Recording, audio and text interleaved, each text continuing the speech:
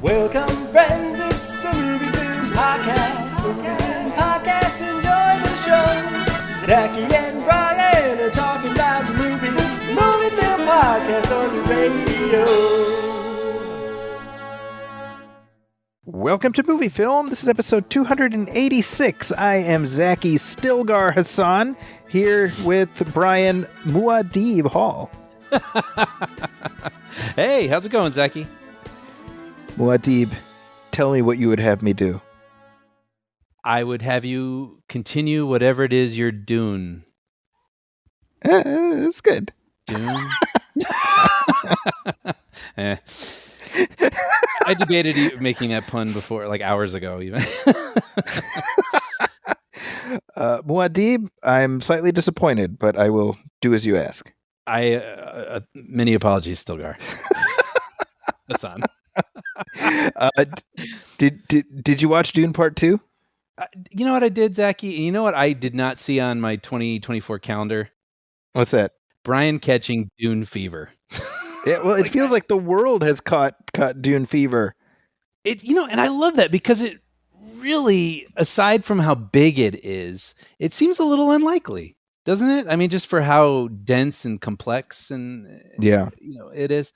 And it's been really fun seeing the memes, and everything all over Instagram. And you realize there's like the good-natured memes and the mean-spirited memes, and like Madam Web and Morbius got the mean-spirited memes. Yeah. And Dune gets the see, we're all part of the club memes. Absolutely. Yeah. Yeah. I mean, it's yeah, and even just again for a movie that's so weird. It's weird. It's a weird movie, and it was just so cool being there in a packed theater with just like an incredibly diverse audience and just like everybody into it. Like, I don't know. And it's something that's almost 3 hours long. Like it's kind of fun. It's surprising. I think at the end of the day, that's what it is. It's like we've come to expect the big movies that everyone is going to show up for in the past 10 years. It's like kind of superhero tentpole stuff. But this, to me, seems a little, not necessarily a sure thing. And it's so cool to see something like this catch on. And to the point that you're just making, I think definitely the fact that I went to the big IMAX near me, opening night, and it was virtually full. But I went again last night, and it was again virtually full. Wow. And this is the big, remember the IMAX that you and we watched The Flash in? Remember when you came up here? Oh yeah, yeah. So pretty big size theater, Oh yeah, yeah. And the fact that people were there and they were in it, they were plugged in, they were laughing at the humorous moments. Like it was all kind of working, which I was, I guess this is how sort of like the bar has been lowered, where we're just like, hey, people were enjoying a movie. I know.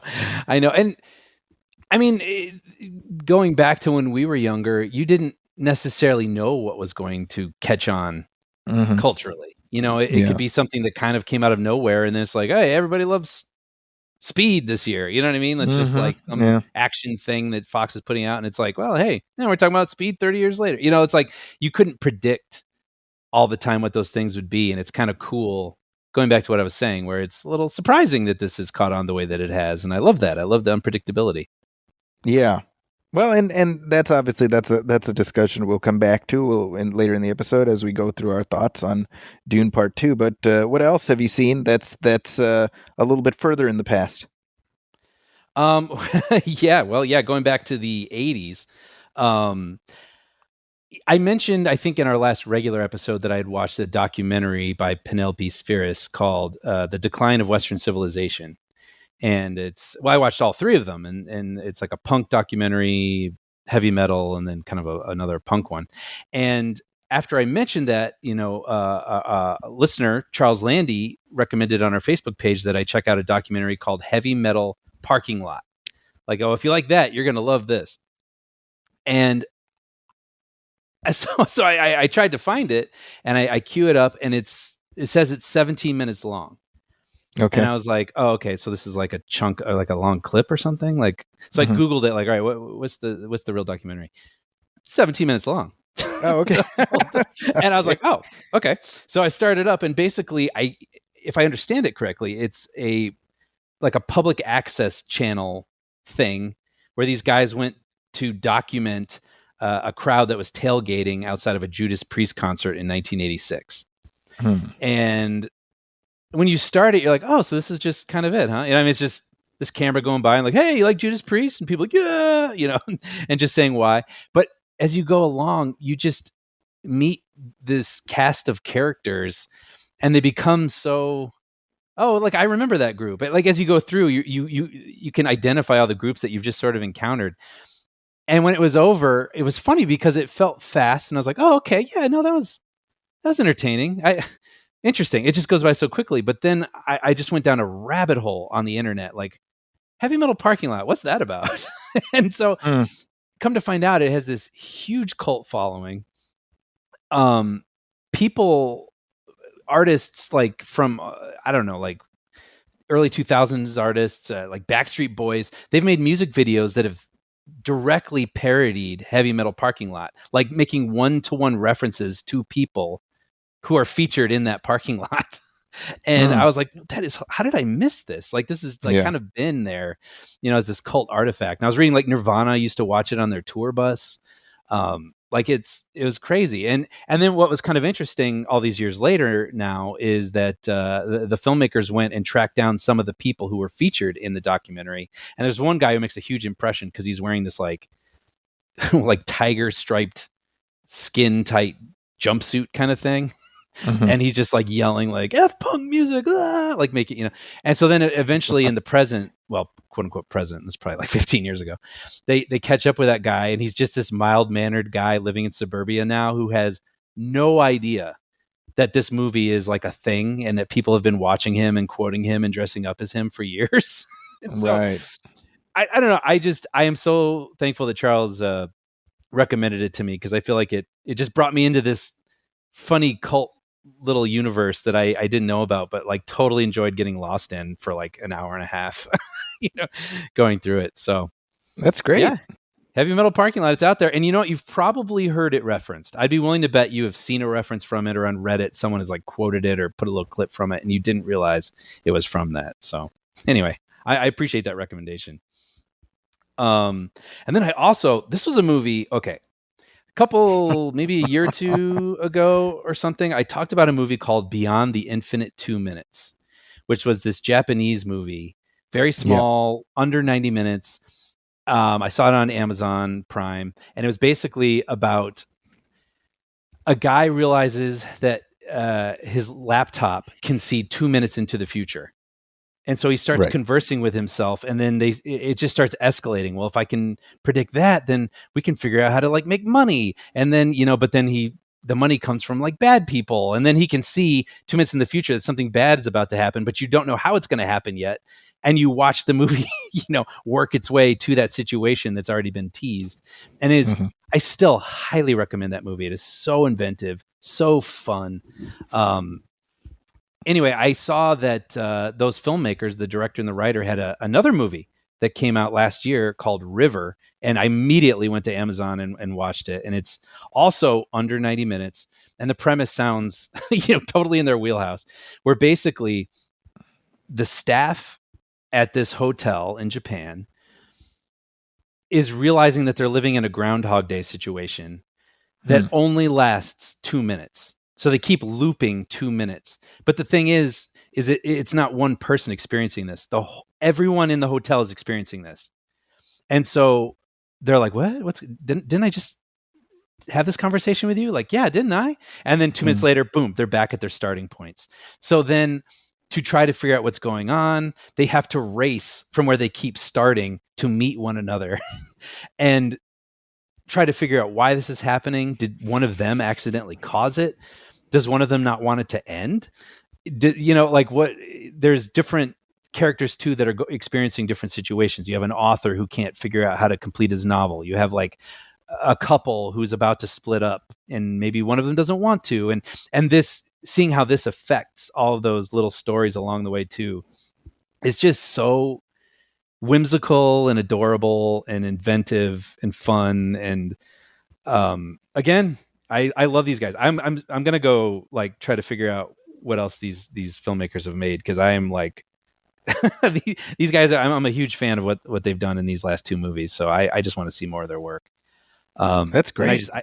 I just feel like I don't know how else you would hear about this. I heard about it on another podcast, and I just want to spread the good word of just these sort of whimsical, fun time travel-esque movies. The only thing I'll say, I don't know where it's available, all the avenues it's available on, or all the streamers, but I watched it on Amazon Prime, and the subtitles felt like they were like 1 second off.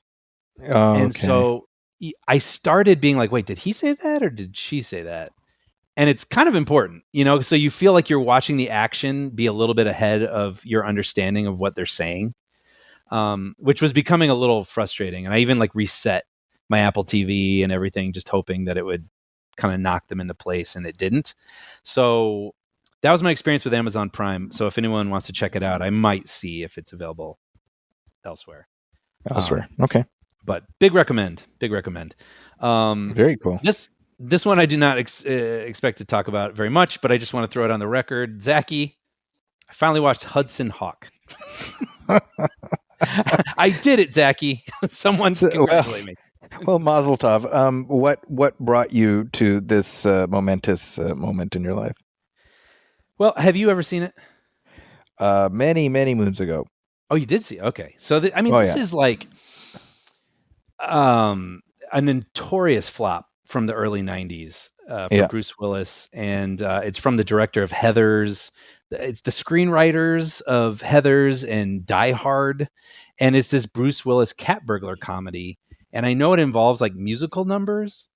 Yeah. And I'd always been kind of curious about it. And when I talked about an episode or two ago, watching Judge Dredd and just enjoying 90s movies. I just love their aesthetic. I love the way that they're put together, the way that they look. And I wanted to kind of go through ones that I had missed. Well, and Hudson Hawk, same writer, Steven D'Souza. Yeah. And I was like, well, maybe it was misunderstood in its time. I don't know. I wanted to give it a shot. Mm-hmm. And I have to say, unfortunately, it is not good. Yeah, that's my recollection as well. Yeah.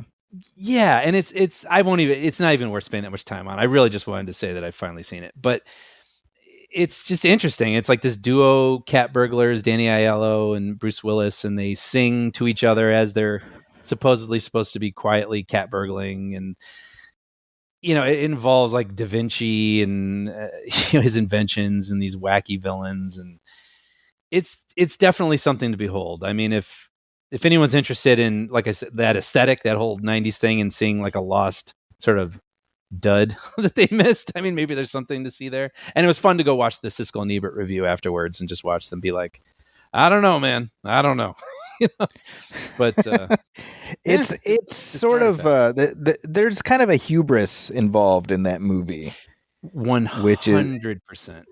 Right? Like it's Bruce Willis sort of drinking his own Kool-Aid a little bit. And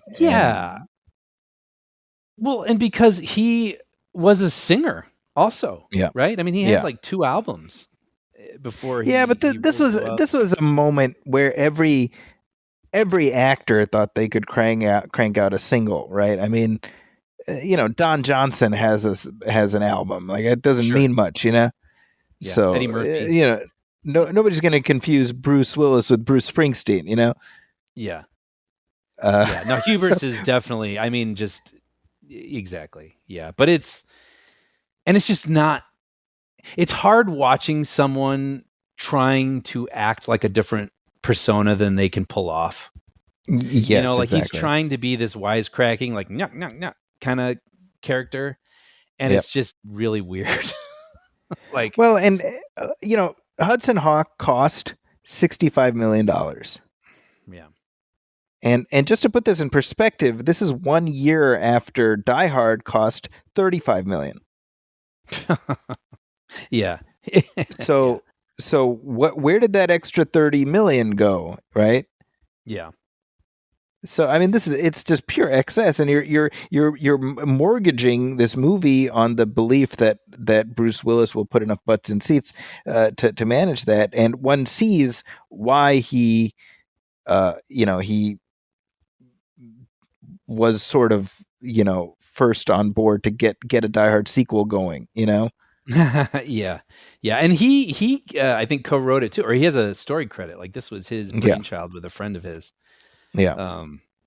Yeah. So it's a fascinating artifact. And because Bruce Willis, right? So he does Die Hard, he does Die Hard 2, and then after Die Hard 2, it's sort of these remarkable misfires, right? You had like Bonfire of the Vanities, Hudson Hawk, what was that one with Sarah Jessica Parker? Striking Distance, yeah. Right? And so it was a minute before like Pulp Fiction, whatever, but like before he became bankable, it was like kind of like Die Hard 3, basically. Yeah. So, anyway. Oh, what was fascinating to me too was just reading how he references Nintendo a lot in it, which feels it's just like this clunky running joke that just isn't funny. It's weird. And I was reading about how they made a Nintendo game about it, and there was going to be a Super Nintendo game, but they canceled it after its performance. Yeah. And I'm just like, it's weird. It's this R-rated like movie that's really difficult to describe, and it's just funny thinking like the kids will love it, like for a video game. Well, what's so funny is that when it came out, the poster was like, catch the excitement, catch the adventure. Yeah. And then you watch the movie and it's not particularly exciting, it's not particularly adventurous. So on home video, they changed it to catch the laughter, like. Oh, seriously? Yeah. Oh, that's funny. Yeah, I have to say there was one sequence though that I really loved where he's in the back of an ambulance being held captive by these bad guys, and he's on a gurney and he gets out, but they're on the Brooklyn Bridge. So he's like hanging onto the ambulance while he's rolling on a gurney with all these cars whizzing past. And it looks great. I mean, it looks like dangerous, like they really did it, right? So that was kind of exciting. But then he lets go and he's freewheeling through traffic and he approaches a toll. So then he's like, oh, and he like reaches into his pockets and grabs change and throws it into like the change bin. And then the pole like goes up so he can go continue, bounding ahead. And I was like, okay, like that's where like kind of where I was like, that's funny. Like that, it's like Bugs Bunny or something. But then, right. The rest of the movie just, I don't know. But then there's the rest. Yeah. I mean, it's 100 minutes, and again, it's been close to 3 decades since I've seen it, but my recollection is that it felt a lot longer than 100 minutes. Yeah, I think I stopped it and then I watched the last 20 minutes the next day, and I remember even thinking like, I don't have to do this. But I kind of love that. You're like, no. Yeah. Okay, here we go.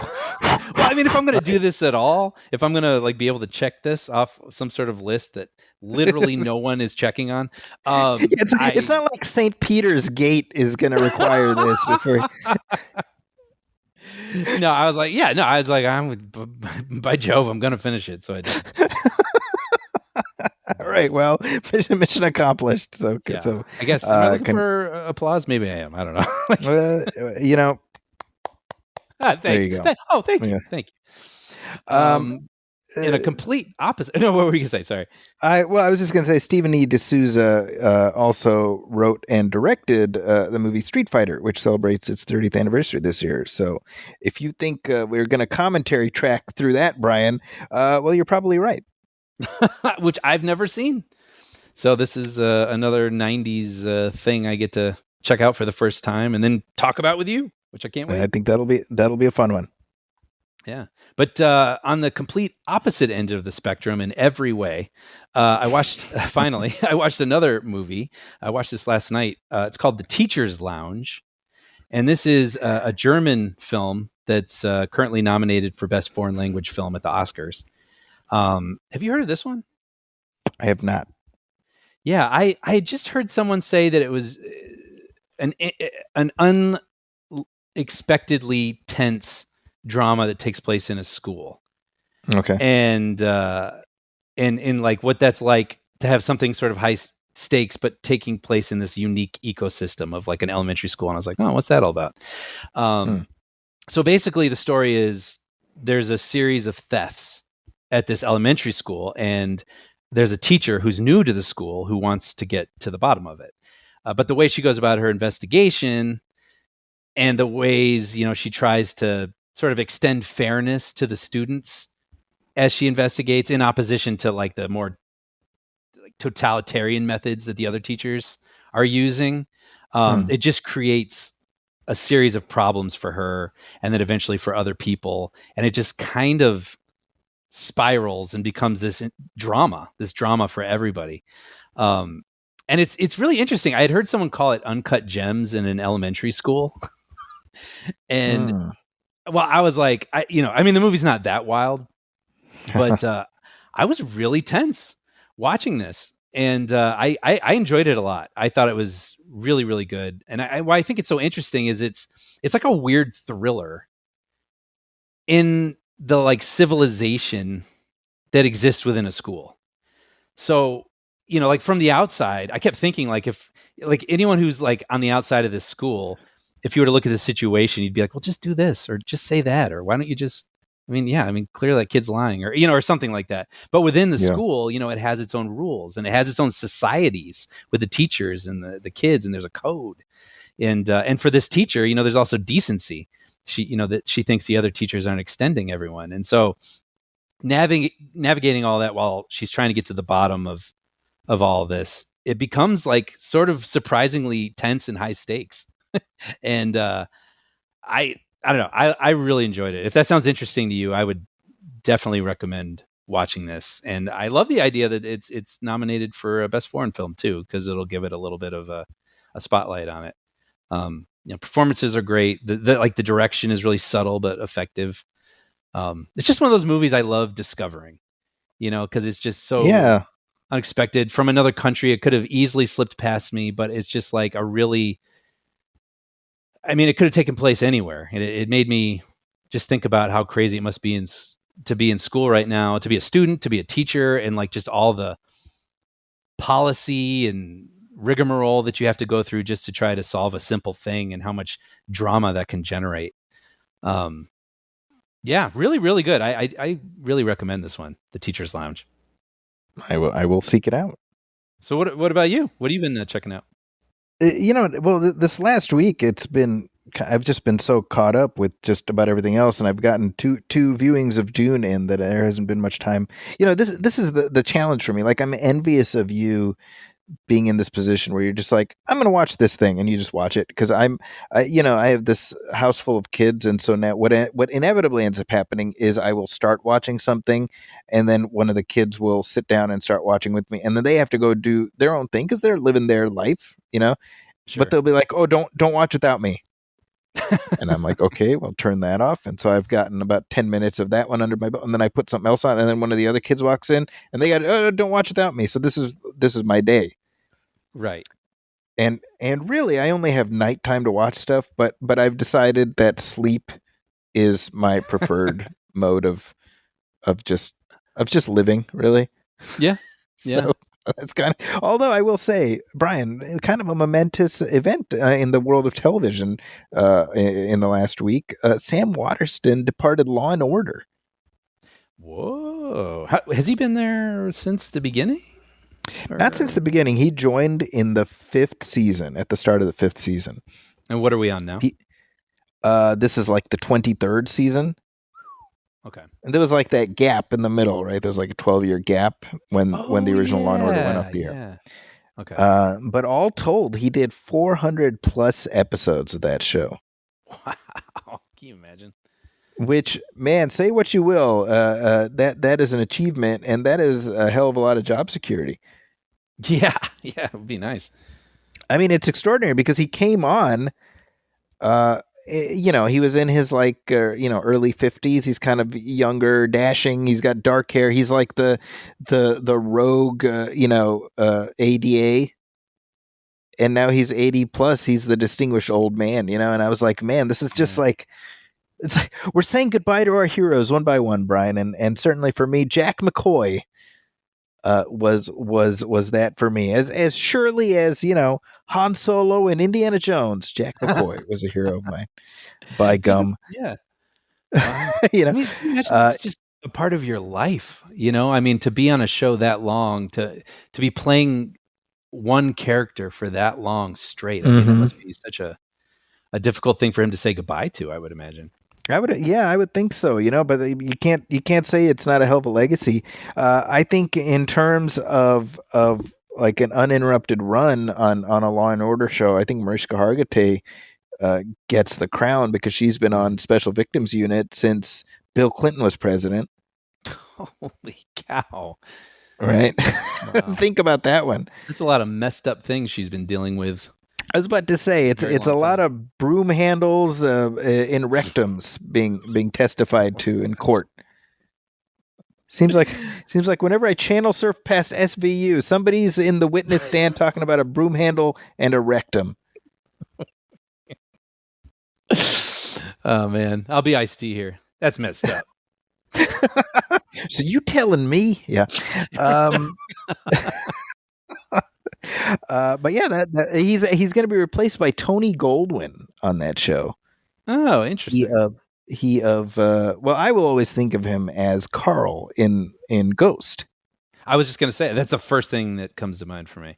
Yeah, but I think for more recent people, he was the president on Scandal. Yeah, I'm looking at it now. Yeah, Scandal. Oh, he's in Plane. See, how did I miss Plane? I was so excited. I want to see Plane. I know. I need to watch that. Yeah. I would think being the DA on Law and Order is actually a pretty cushy gig, right? Because you're not the ADA, you're not the one who has to do the test of presenting the case in front of the jury and cross-examining whatever. You have like two scenes where you're like, here's what I think you should do, and no, settle it or whatever, and then right. At the end of the day, you walk out, they hand you your bag with a $sign on it, and. Oh man, and you're off to the races. It's amazing. Good for him. Good for him. I hope he's enjoying all that money on a beach. I hope so too. Yeah. But yeah, that's it for me. So why don't we take a short break? We'll come back. We got some listener letters.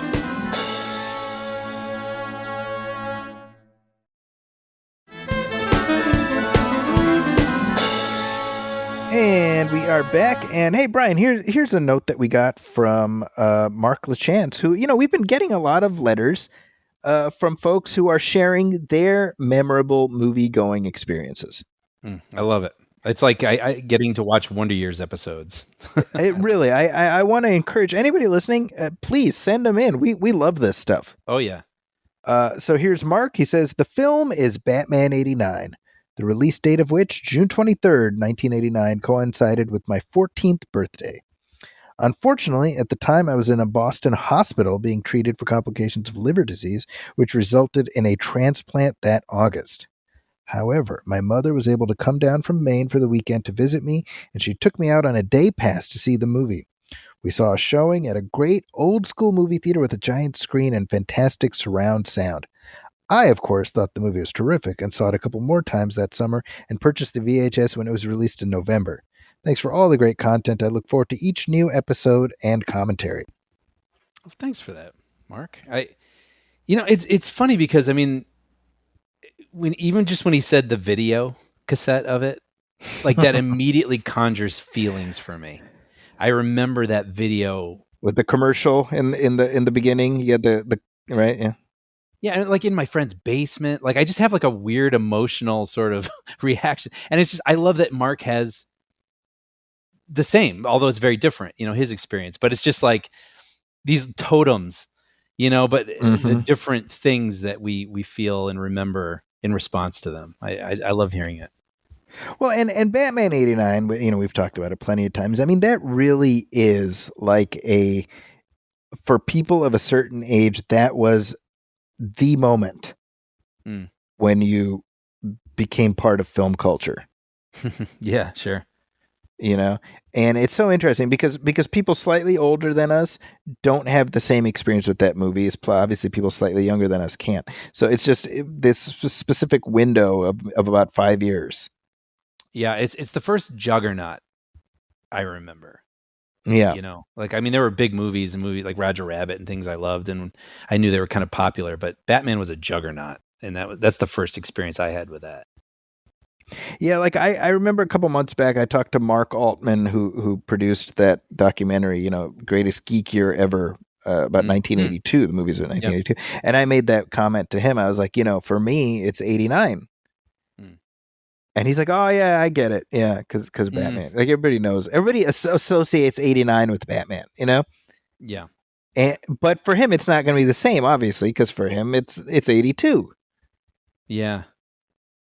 But Yeah. I don't know, because when I talked to Jake Kasdan Uh-huh. about Willow, about the Willow TV series, Right. kind of the same. Sorry, not Jake Kasdan, Jonathan Kasdan, who's our age. Mhm. And he talked about watching Willow, and I was like, yeah, but it's like the year after is when sort of you kicked into gear with the film fandom. He's like, yeah, of course, Batman. Right. Yeah. There's just that short. And do you remember I sent you that picture? Somebody created a blanket that's the Yes. Batman VHS case.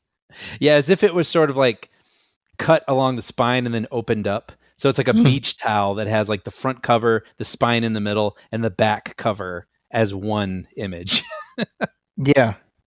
Yeah, it's amazing. And I was thinking, I was like, man, being wrapped up inside that blanket is just like the most perfect metaphor for like what I wish my life was, right? Yeah.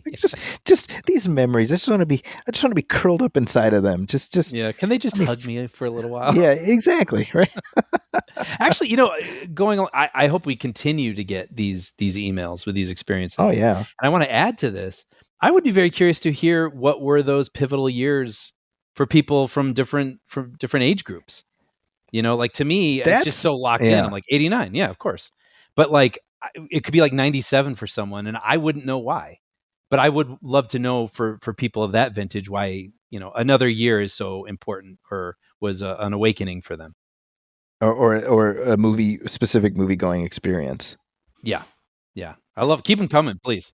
Send us your I was there opening night for Freddy Got Fingered letters. Well, this is a moment for those people, because did you see that's on the Criterion channel now? I don't know what to make of that news, to be honest. I don't think it doesn't have a release. Like there's no Blu-ray or 4K, whatever. But it is on Criterion channel. If you're a subscriber, Freddy Got Fingered is now on Criterion. Well, those of you who've been waiting, your ship has come in. So that was there was like this 8-month period where Tom Green was the toast of the town. Oh yeah. And that too is sort of fascinating, right? Like with the benefit of a quarter century almost of hindsight, like, yeah, what was happening there? You got to give him credit, because he weirdly was ahead of his time in terms of what I feel like I'm seeing a little bit in TikTok culture, where it's like he would, but like something you would see where like someone is just, on a farm and leaning against a fence and going like, my bum is on the fence. My bum is on the fence. And you'd be like, what is that? I don't know, but I need to share it with everybody. Like it's just, but that's what Tom Green was doing. That's literally what he did. And he had a show on MTV just doing that stuff. Yeah, you're right. He was the toast of the town for a minute there. And he was in Charlie's Angels. Remember that? Because he was, I think. Well, he was married to Drew Barrymore, remember? Yeah. Yeah. So strange time. All right. Hey, let's take another short break. We'll come back and we got some trailers and headlines.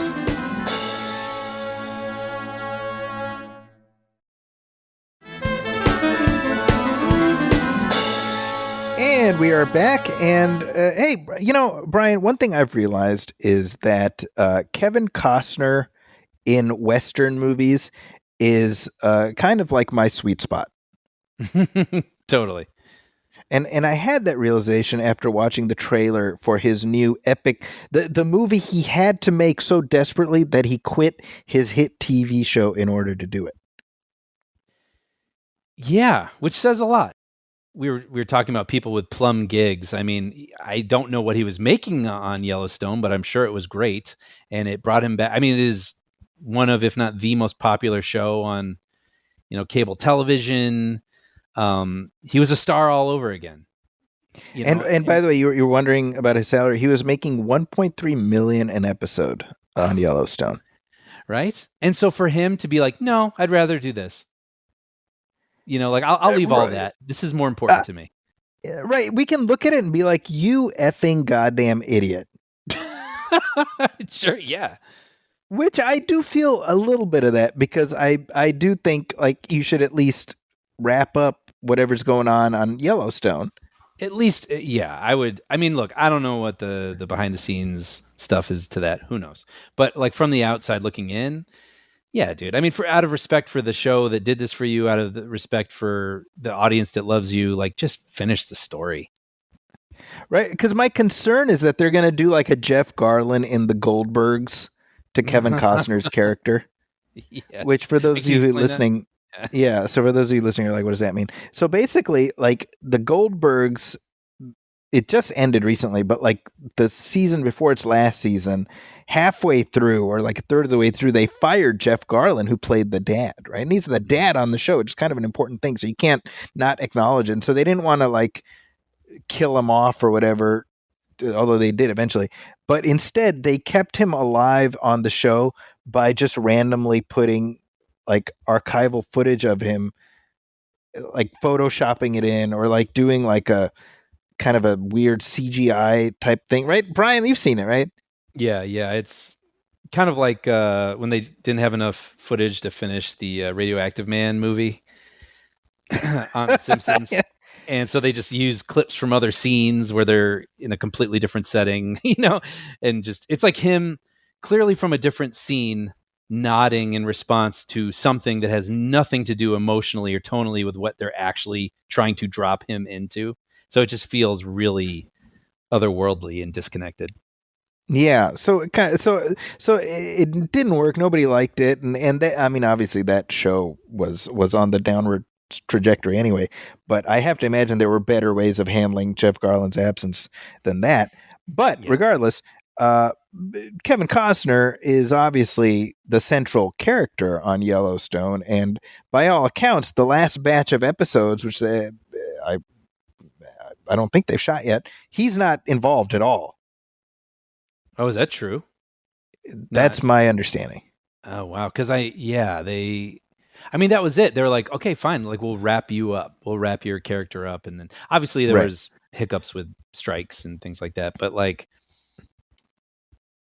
interesting. Okay. So, I mean, it was just a matter. And of course, this movie got in the way also. But it was like, just let us wrap up our 6 episodes or whatever we have to do to finish telling your story. And he just couldn't make it easy. Now, that all being said, the movie is called Horizon: An American Saga. It's a 2-part Western that's coming out this summer, like 6 weeks apart. Yeah, part 1 and part 2. So, so end of June and middle of August. And I got to be honest, man. I watched this trailer and I'm like, plug this into my veins. Yes. Same. Absolutely same. Right? So I'm like, okay, I think the way we ended up here is less than ideal, but I can't. Let me put it this way: I want someone in my life who loves me as much as Kevin Costner loves making epic westerns. Yeah. That's funny. I don't know. I'm excited for this. This is my kink. It's like epic western starring Kevin Costner. Now, according to Costner, his plan is for this to be 4 parts. Okay. So presumably these first 2 are only half the story. And as I understand it, this is like covers like a 15-year span, right? Like of time for like pre and post Civil War kind of a thing. Like it's sprawling. I mean, look at the cast, man. Okay, so obviously you got Costner, who was also directing it. Sienna Miller, Sam Worthington, Giovanni Ribisi, Michael Rooker, Luke Wilson, Jeff Fahey, Will Patton, Thomas Hayden Church. I mean, Angus McFadden. Wow, man. Kathleen Quinlan. I'm in, baby. I'm in. I mean, we'll definitely be talking about this soon, I'm sure. Have you ever seen Open Range? I don't believe I ever have. So that's the movie he directed from 2003, starring it stars him, but Robert Duvall gets top billing. That's like, oh, and Diego Luna was just like a kid in that. Oh. He's in it also. Huh. It's a, I don't know. It doesn't get talked about very much because sort of, because Costner, his previous directing effort before that was The Postman, which obviously was not particularly well regarded. But Open Range is like, if you haven't seen it and you're in the mood for just like an old timey Western flick in that vein, I suspect you'll enjoy it. Yeah, I just added it to the list. I mean, it just feels so. It feels like there was like a little span. I think I was in college at that time, and there's a few things I missed. Like Postman, I remember missing. Yeah. Also, even though I know it was regarded even on its release as a bomb, it's still something that I'm sure I would like to at least check out for myself. And I want to revisit it. I do want to revisit it because I definitely didn't hate it as much as everybody else did. I definitely think it was way too long for the story it was telling. It's a post-apocalyptic Western, right? Yes, that's right. Okay. Yeah. And then it's like, yeah, no, good. He's like a guy who like finds a mail sack in the post-apocalypse. So he starts delivering the mail, and people are like, "Look, the mail is back! Like civilization's coming back!" And kind of that's the deal. Intriguing. Yeah. Right. Actually, if you're looking for another good Western, kind of a modern Western, not Kevin Costner but Robert Duvall, it's called Broken Trail. From 2006, I want to say, and it co-stars Thomas Hayden Church. It's directed by Walter Hill. And really, really good. Okay. Yeah, I think it aired originally as like a mini series, but it's like 180 minutes. It's like a 3-hour thing, but it's really good. Oh, okay. They piece it together. I think at this point it's just like considered a feature. Yeah. Okay. Cool. Yeah. Speaking of Walter Hill, they're showing The Warriors in a theater near me coming up, and I was just like, I don't know, like I hadn't seen it after all these years, and I finally checked it out, and immediately I was like, I love The Warriors. Like, now I'm all excited to go see it on a screen. And nice. Yeah. I saw that in film school. So that one too, it's been a while. I should revisit that. Yeah, it's fun. But hey, we got some headlines too, Brian. What do we got? Well, just to start things out, a little bit of sad news. Richard Lewis passed away. Yeah, that was really sad. I don't know. This one really bummed me out because I feel like I get to hang out with him every couple of years because of Curb Your Enthusiasm. Yep. It's funny because I haven't watched a lot of Curb. It's one of those things when I'm flipping channels, I stop on it and I enjoy it. I really need to do that. But yeah, for me, I mean, I remember him from like the 90s, like his stand-up and his Boku commercials. You remember that? Boku was definitely where I saw him first. Me too. I mean, I think for our age, that makes the most sense. Right. But yeah, I mean, because he was on a sitcom with Jamie Lee Curtis. Do you remember that? Yeah, was that on Fox? He had some Fox sitcom, didn't he? He did have a Fox. He had a Fox sitcom with what's his name, Don Rickles. Wow. Okay. But he had a show called Anything But Love, which aired on ABC. Which is the most generic title, right? No, I know. But that was opposite Jamie Lee Curtis. That lasted for actually several years. It was like how many seasons was it? Wow, 4 seasons. Wow. Jamie Lee Curtis on Network's sitcom. Yeah, weird. That is kind of weird. But yeah, obviously, he was on a show with Don Rickles, Daddy Dearest, I think that was called. Oh, that title rings a bell. Right? Yeah. And of course, he was Prince John in Men in Tights. Mm-hmm. But definitely such a presence in the 90s. I definitely associated with that. And Curb Enthusiasm, which is now in its final season, but it's been on for almost 25 years at this point. Yeah. And so you watch that show, you can see, everybody getting older, but I mean, obviously Larry David kind of looks the same, Yeah, he kind of does, doesn't he? right? Yeah. But Richard Lewis, you definitely see that aging process now because he's appearing in this current final season. Mm-hmm. Died at age 76. Mm. He had been suffering from Parkinson's, but my understanding is he died from a heart attack. Ugh.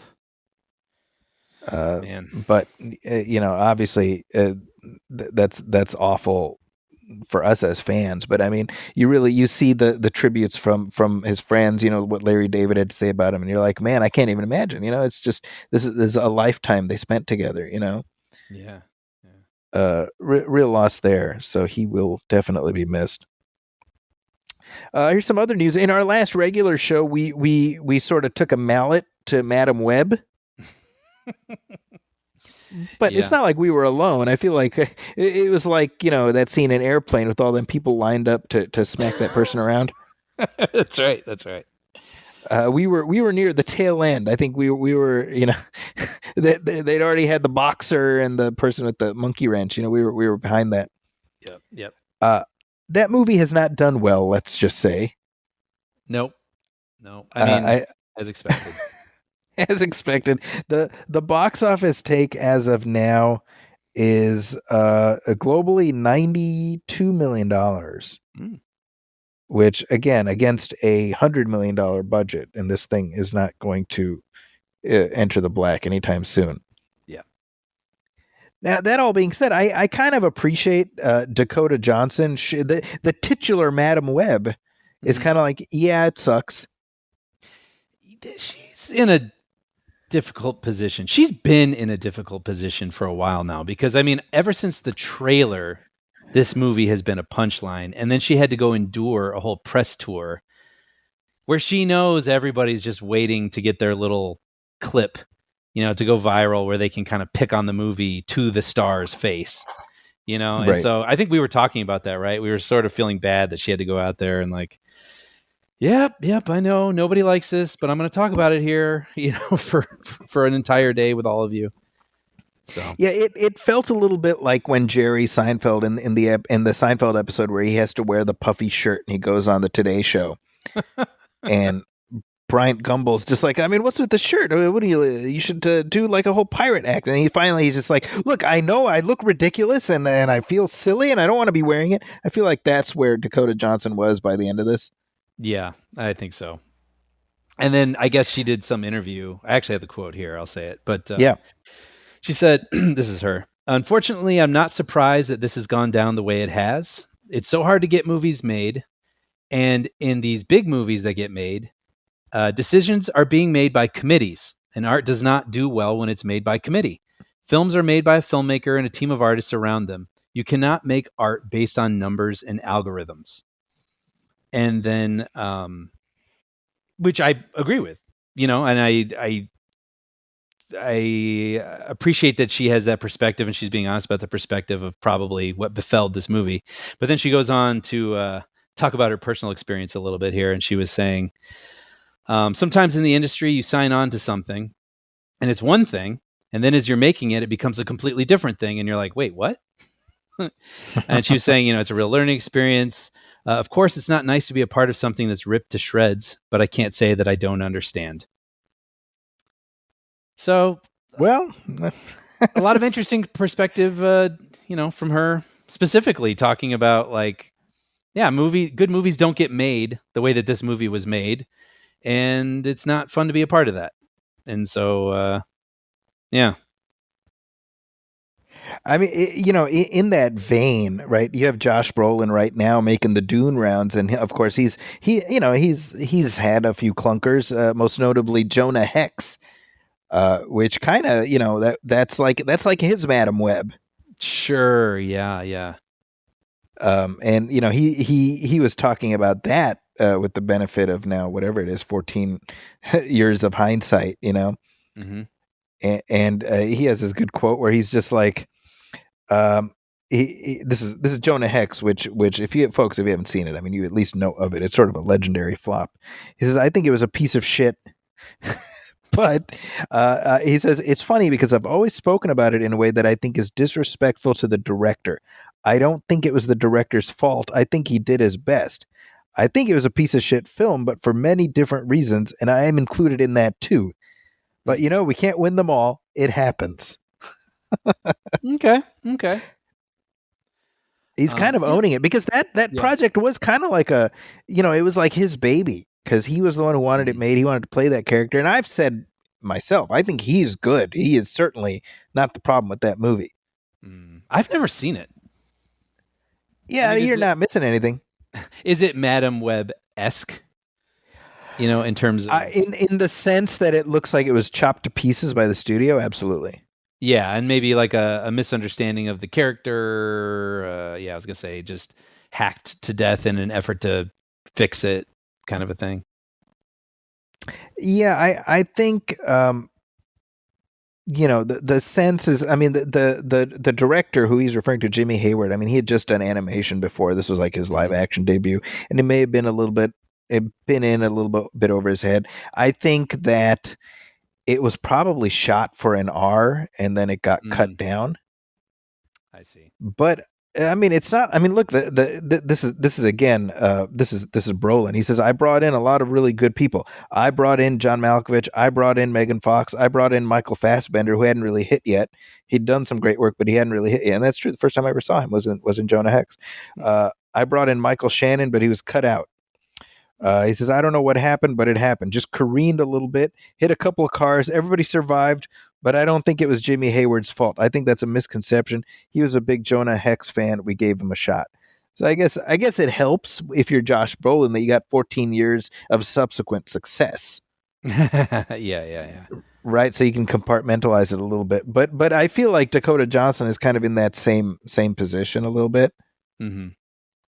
That said, I was thinking about this as far as what a just a utter mess that movie is, right? And it occurs to me, well, why wouldn't you just make Spider-Woman, and you've got Sydney Sweeney anyway, and she seems to be somewhat popular, and just make Spider-Woman starring Sydney Sweeney? Like, what's the misconception there? You know what I mean? Why do you think people are interested in all this other stuff, right? Spider-Woman is an actual character.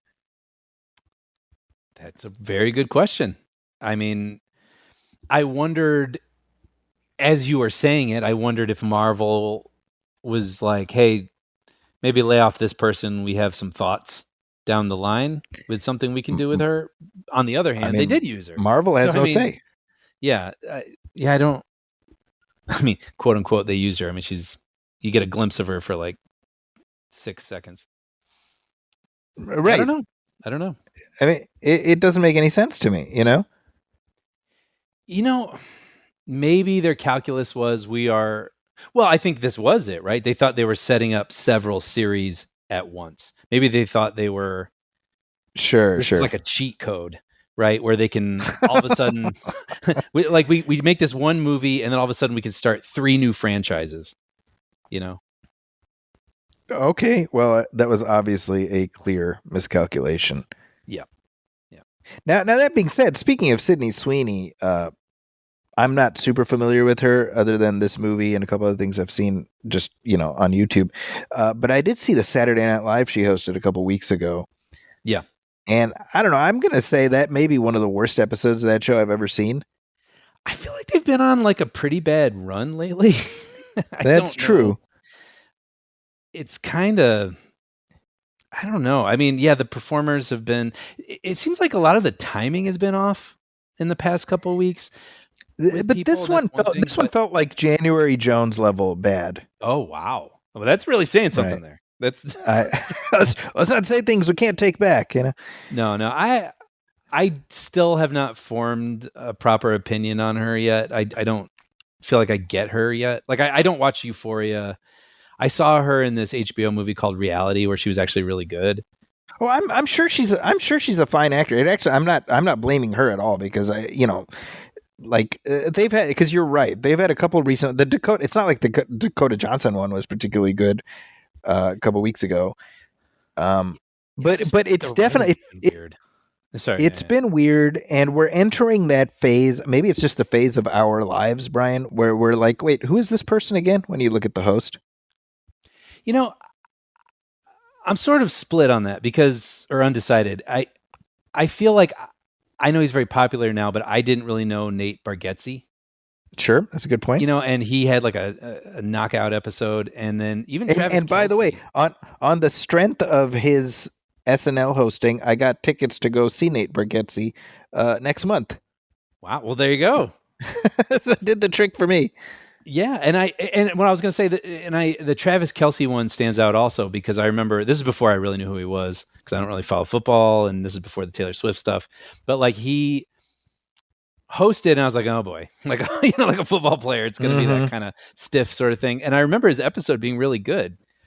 So sometimes it just has to be this perfect marriage of all the above. You need the writing to be good. You need the actor, the right writing for the performer. You need the performer then to have a good night, right? Yeah. Where you could have someone that could knock it out of the park 2 hours earlier, but then for some weird reason, there's a little hiccup or something gets thrown off or a card isn't read correctly and it just throws off that one moment live when it happens. And so, right. But I just feel like the writing in the past couple episodes, I feel like it stood out to me where it just feels really, really undercooked, where they have a joke or an idea or a notion, and they don't know what to do with it beyond acknowledging the notion. And then they just kind of end. And but then it's like you get that brilliant sketch with Bargatze where you have the whole thing about the metric system and all that. And that felt like someone who took that thought and like use it to its fullest potential. Mm-hmm. But for some reason in the last 2 or 3 episodes, to my mind, it just has felt like really undercooked sketches. Enough that I've noticed it and been like, oh man, it feels like they're off their game a little bit. well, I acknowledge all of what you're saying, but you tell me if you feel this way. I think part of like when you know and like the host, you go in with a little bit of like extra rooting for them. For sure. Definitely. And definitely I'm finding, well, I don't know who this person is. So if they're good, hey, great. You know what I mean? Like Bargatze is a good example. That other football player who did the Rudy sketch, you know what I'm talking about? This is like a couple years back. I can't remember the name. Oh, I can't remember. It was a sketch. It was Chris Redd as like the Rudy, and the other players want to give him they want to give up their slot so he can play, but he's terrible. It was a filmed piece. You know what I'm talking about? It's called Robbie. It's called Robbie. Okay. That's really funny. But it was a really funny idea, and I don't remember the host, but he was a football player. But I didn't I don't particularly follow football, but it's I don't carry that extra identification in versus like if I'm watching I don't know, somebody I already admire or like, Yeah, definitely. And I think if you also understand the writers there, if they understand how to write to a person's strengths or the things that we want to most enjoy from that person, that helps too. Right. And I think that goes along with what you're saying, where if I don't really know Jacob Elordi very well, I don't really know what I want to see from him, And Exactly. It seems like I've seen a lot written about how they basically just kept making sketches. Oh, he's handsome. He's handsome. Yeah, exactly. Yep. So it's like, all right, it's funny once maybe, but then, and then I remember that as long as we're doing SNL talk, I remember something.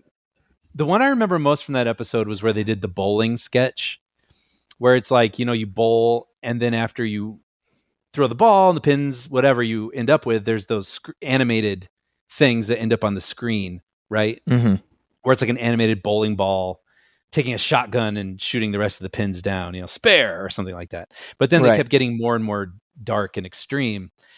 And I was like, yeah, no, I saw that already. Like on YouTube, people have been doing that joke for years. Right, right. And so I felt a little like, ugh, like I think you just stole that and didn't do it as well. But yeah, I don't know, just a little off their game. But you and I are like longtime SNL people. I mean, I'm always going to watch. That's the thing. Monday morning quarterback it a little bit. We're lifers at this point, right? Yeah. Yeah.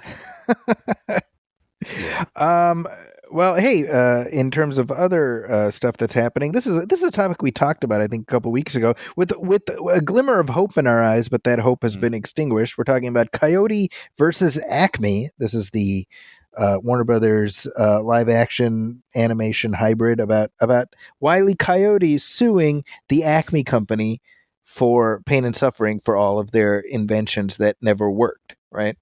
I mean, and Will brilliant. Forte plays his lawyer. Now, yeah, I think you're saying the same thing. You hear that premise, you're like, dude, show me this movie. Mm-hmm. So the good news, Brian, is that the movie has been filmed and finished, and it's ready to go. That's the good news. That's fantastic. The bad news is it is gone. Sorry. What do you mean? Where'd it go? Did it fall down a cliff? Holding up a sign that said, "Uh-oh." No, David Zaslav is the human personification of the Acme Company. He is, of course, the head of Warner Brothers Discovery, and per imperial fiat, he decided that no, this film, which is completed, has been testing well, and is by all accounts very well regarded, will not see the light of day because why? If they disappear it, Warner Brothers can get one of them tax breaks that they love so very darn much. You know who he is? He's Judge Doom. He really is. Walking around with his barrel of dip. And he just keeps putting things in there and melting them. And as the smoke rises, a smile crosses his face. I find it difficult to quibble with that characterization because he took so much shit for having done this already with the Batgirl movie like 2 years ago, and also this Scooby-Doo Halloween Haunt or whatever that was, and there's various other things that have just been memory hold. But I think everybody assumed that they were done with this, and the fact that they said they were going to do this with the Coyote versus Acme, and then they were like, "But we'll let other studios bid on it," which I guess was just kind of for show, basically, because they had no intention of actually letting that happen. You know what happened? They did. And they got offers, and I think they said, "We want this amount." And I don't know what it was. Say I'm making this number up, but say it was like, "We want 90 million," whatever it actually cost or something. And I think like Netflix or whoever, some streamer was like, "We'll give you 65." And they're like, "Nah." So people did offer substantial amounts of money to take it off their hands, and they still said no. And you can sort of understand the twisted logic behind not selling it, right? Because the problem Warner Brothers had was, let's say they sold it and it became a hit, they would still look like the assholes because they let it go. Right. So, I mean, you know what I mean? It's baffling. And yet, once the decision was made, there was no unmaking the decision. Well, you know what? Also with Batgirl, which, by the way, I mean, Sony had the balls at least to put out Madame Web. You know what I mean? Could Batgirl have been that much worse? But that felt like, okay, I'm coming in. And Brian, I will go so far as to say there is no possibility Batgirl is worse than Madame Web. Dude, I was like, how? And it had Michael Keaton Batman in it. Right? There's a movie with more Michael Keaton Batman that got deleted. That will never exist. It's going to sit in a drawer alongside that Jerry Lewis Holocaust clown movie forever unseen. I heard that might be screening. Oh, okay. Well, there you go. Well, maybe look into that. I thought it had to be after his passing a certain amount of years or whatever. Oh, yes. I think I did hear that. Yes, but no, exactly, and that's the thing. Who knows really where it resides? But apparently, they delete it. I mean, because if they ever do show it, then the tax write off is like null and void, right? I would think it's unbelievable. But so anyway, so with the when they did this to Batgirl, it almost felt like, okay, Warner Brothers is having money issues. We have got to like rip the issue out of the bag and throw it away. And okay, now we're good. That hurt. It's painful, but we're doing better now. We forge forward, right? It felt like a potentially one-time messy, ugly fix, quote unquote. But then to see moving forward that they are still willing to consider this or do this to another movie. I mean, how do you feel if you're over there at Warner Brothers not making a Batman movie? You know what I mean? Like you're making some sort of mid-budget whatever.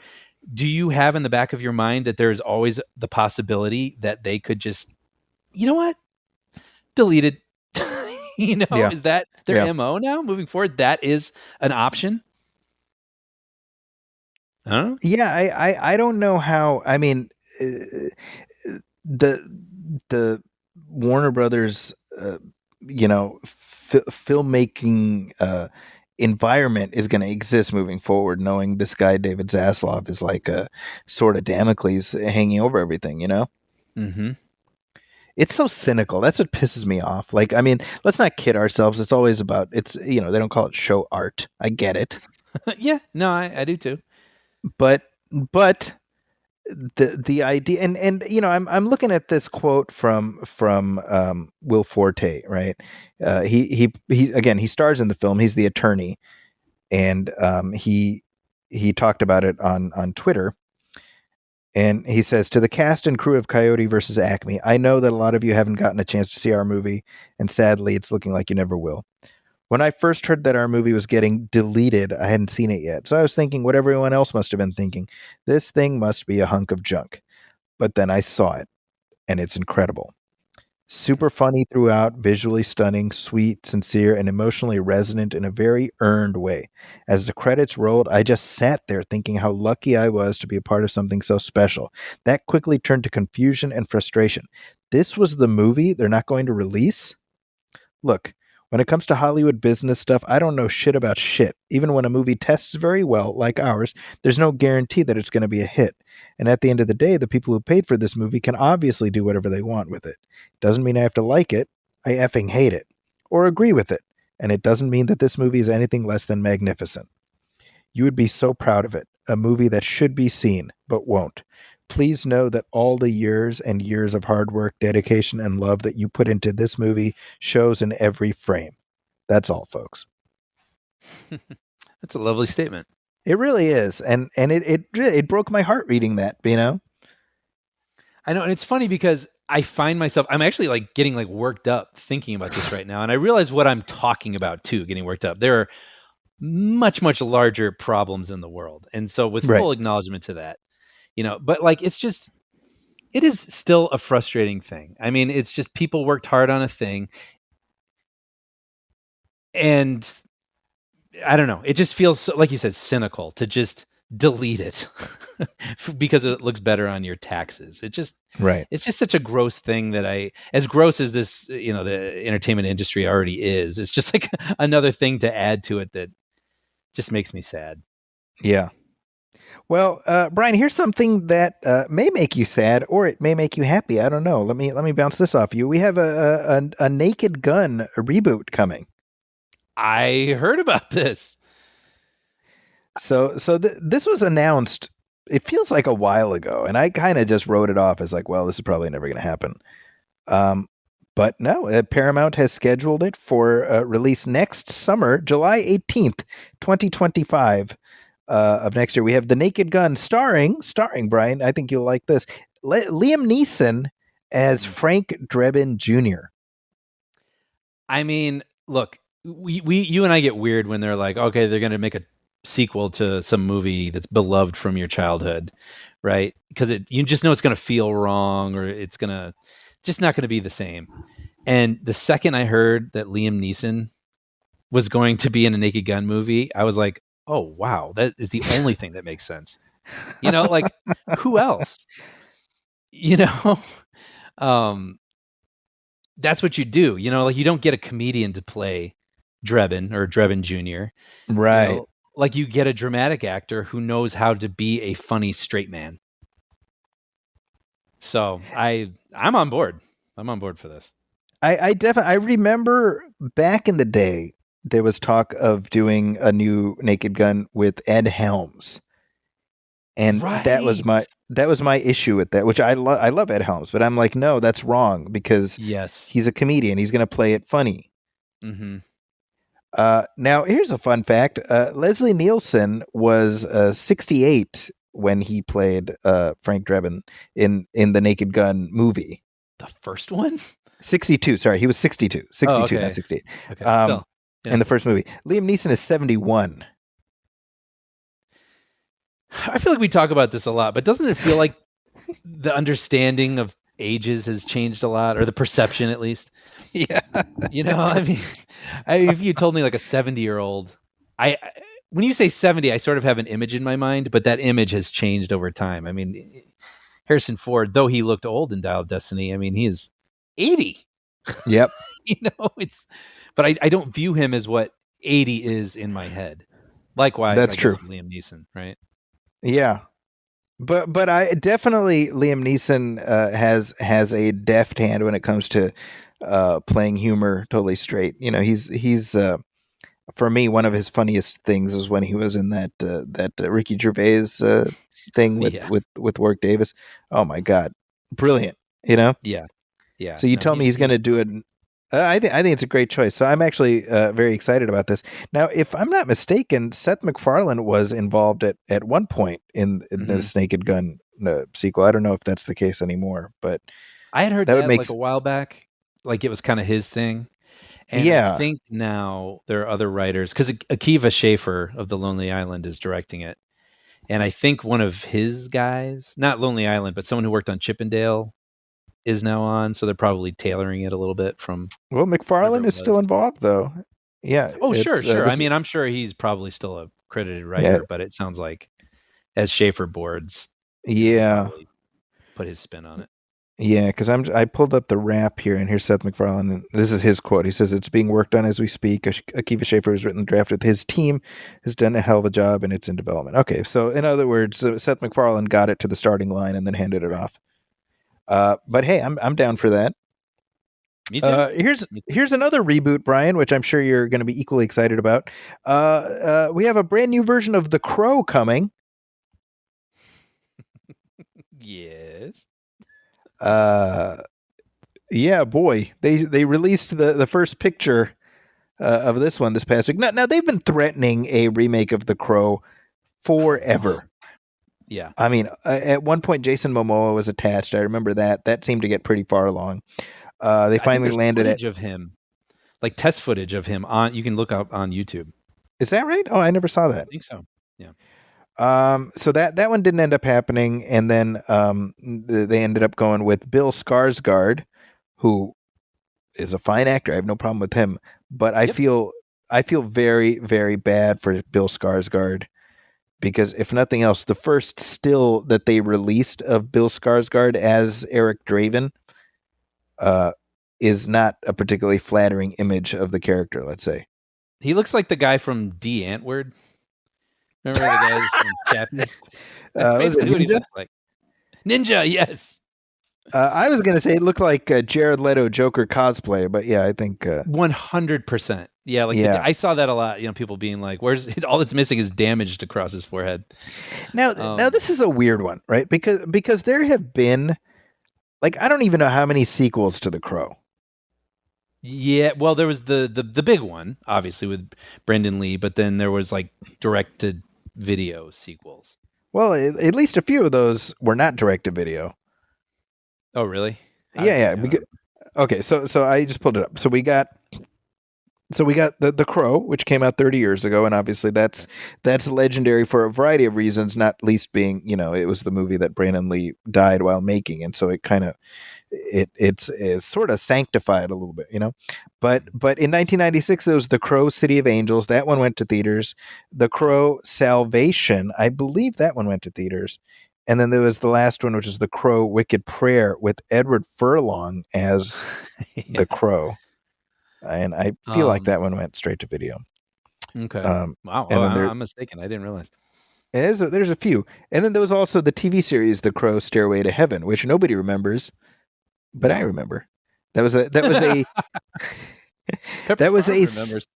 syndicated. That was not even WPWR syndicated. That was WCIU syndicated. Are you really? That's true. 26 the U? Channel 26 the U had The Crow, Stairway to Heaven, which that actually was the Eric Draven. They redid that. Okay. So it's been done. You know what I mean? Like I'm not like, oh, this is rarefied air, nobody can touch it. I mean, they did it on a syndicated WCIU TV series. But I feel like if you're going to do it, you have to really do it. And given how many times this has been done without needing to revisit that character, I don't know why they felt this. You know what I mean? Does that make sense? Like why set yourself up with that direct head-to-head comparison? Yeah. Yeah, I mean, it's just not a. I just don't think it's a great idea to begin with, maybe because the version of course that everyone remembers, I think, is Brendan Lee and the look of Brendan Lee, and so you're just already like going against something that feels like you say a little sanctified. So it already is like, all right, so what's your purpose here? First of all, but then to like introduce a character that doesn't even resemble the Crow, but he also looks like something that we're immediately already making fun of. Like this just feels like a series of bad decisions. Yeah, and the thing about the original film is that it has such a distinct look. It's directed by Alex Proyas, who did he did Dark City a couple years later. I mean, very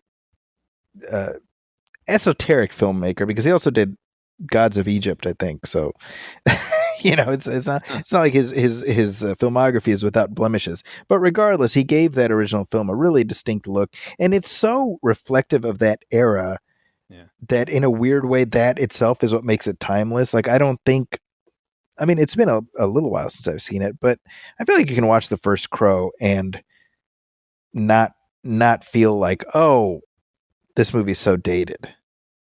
No, not at all. I caught maybe like 20 minutes of it on cable the other night. I mean, I love that movie. That was one of the first like bootleg VHSs I ever had. A friend of ours, he had like 2 VCRs, and every now and then he'd be like, "Hey, you want the Crow?" And I'm like, "Yeah." And so I have this memory of it, a little wobbly on the screen, but like, yeah, I mean, I think to this day it holds up in a way. It's a little cornier than you remember, probably. Yeah, but it's so moody, and the way that it's filmed is just so haunting, and it just still feels haunting. And like Lee looks so awesome, in that get up, and the way that the action in there is just so evocative, and the soundtrack. And I mean, it just really is one of those things where it's a perfect encapsulation, and so it's a really hard thing to want to say like, hey, let me try that. Let me try that too. And like have it stand next to that. Like it does feel like if you feel like you can't stand next to it, I don't know why you would want to even try. Yeah, it like there's 2 properties that I feel like have been kicking around the development pipeline since forever. One of which is The Crow, which going at least as far back as 2008, they've been trying to get it going, right? Sure. And then second is Highlander. Right, and that is moving forward. I think Henry Cavill is going to be in that, but to me, the impetus behind something like Highlander makes sense, because in a way that The Crow doesn't. Because I feel like The Crow, you got it, you nailed it. Like there's no topping it, clearly, because they've done all those sequels. None of them even they can't even get close to that first one. Right. Highlander, it's a franchise that spanned various and sundry things, but let's face it, even the first film, which is the best, that's like, it's like a B+. Sure. At best. I mean, it's fixable is my point. Like there's something there to go back to. I don't know, maybe I feel like I'm going to piss people off with this, but I mean, it's like it's a flawed but watchable film is what I would say, the first Highlander. So there's something there. Does that make sense?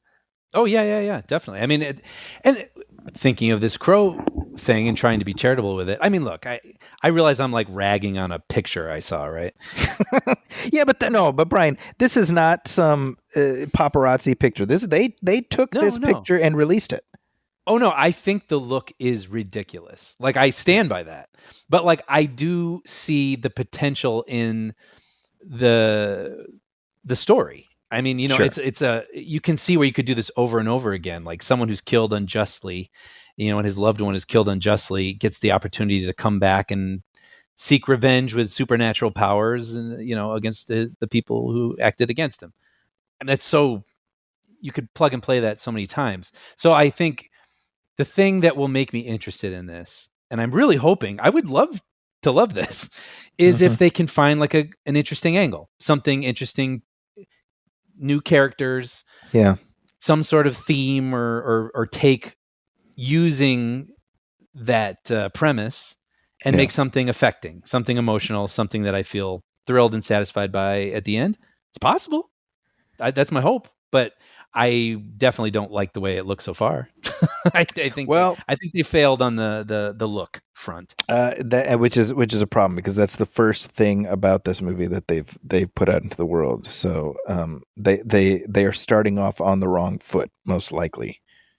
By the way, so I'm just looking at it on IMDb, and they have like a little synopsis at the top. The synopsis for The Crow remake is a modern reimagining of the beloved character, the Crow, but not based on the original look of the character from the graphic novel. Cool. Okay. The story description on IMDb. So that one comes out this coming summer, Brian. So I suspect we'll be talking about it before too long. I'll check it out. I like the first one so much that I out of curiosity, I have to know what they do with it. It is directed, by the way, by Rupert Sanders, who previously did Snow White and the Huntsman and also Ghost in the Shell, both of which were reboots or reimaginings of beloved stories that garnered mixed receptions, shall we say.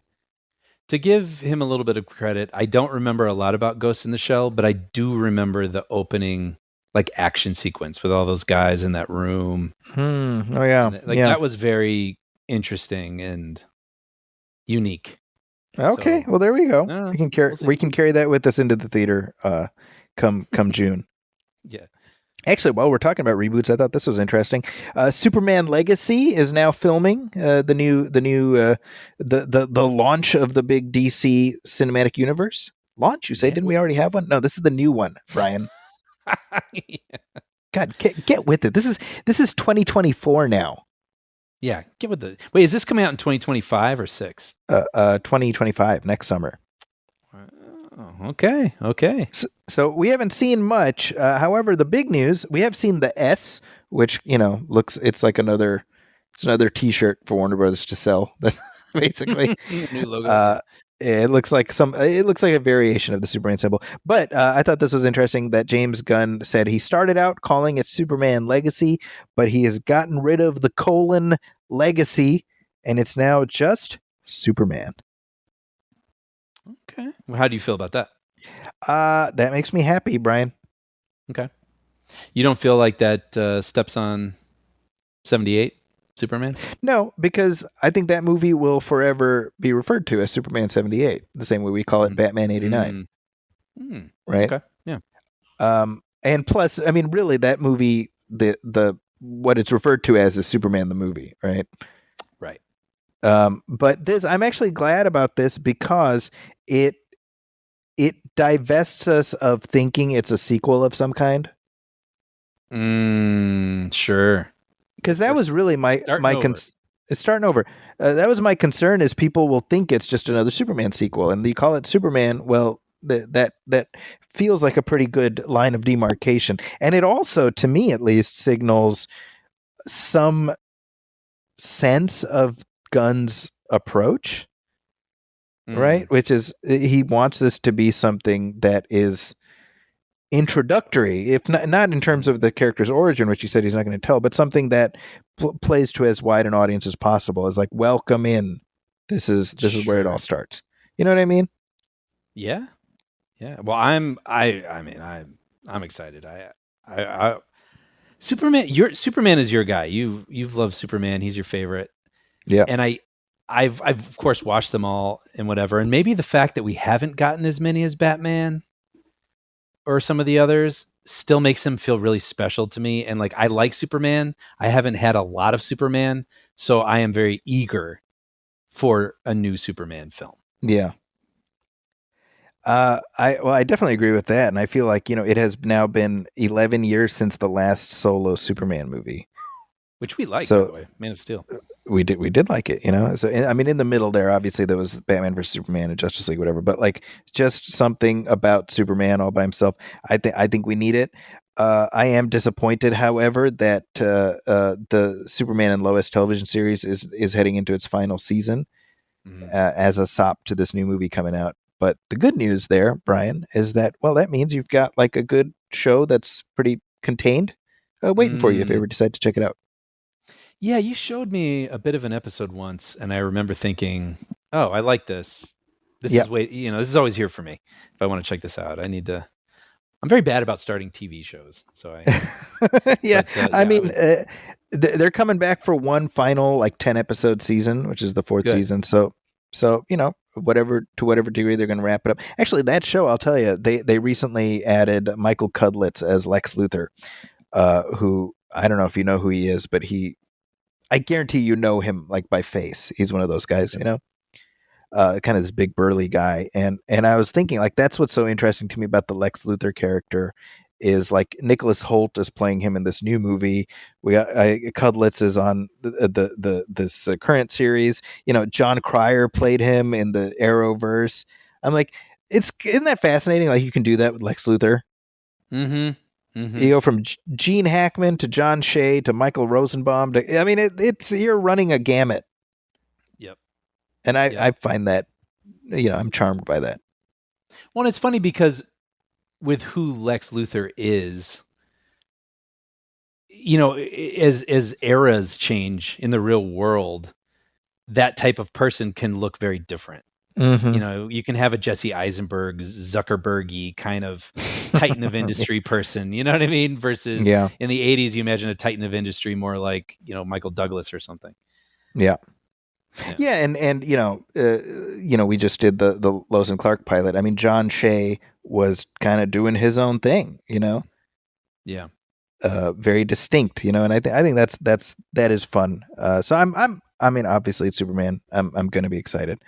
But like we said before, next summer, not this coming summer, the following summer is already starting to stack up. Oh yeah. Yeah. It's so funny. We're in 2024, but you and I are very excited about 2025. Yeah. So let's take another short break and then we come back and talk about, the latest big hit in theaters.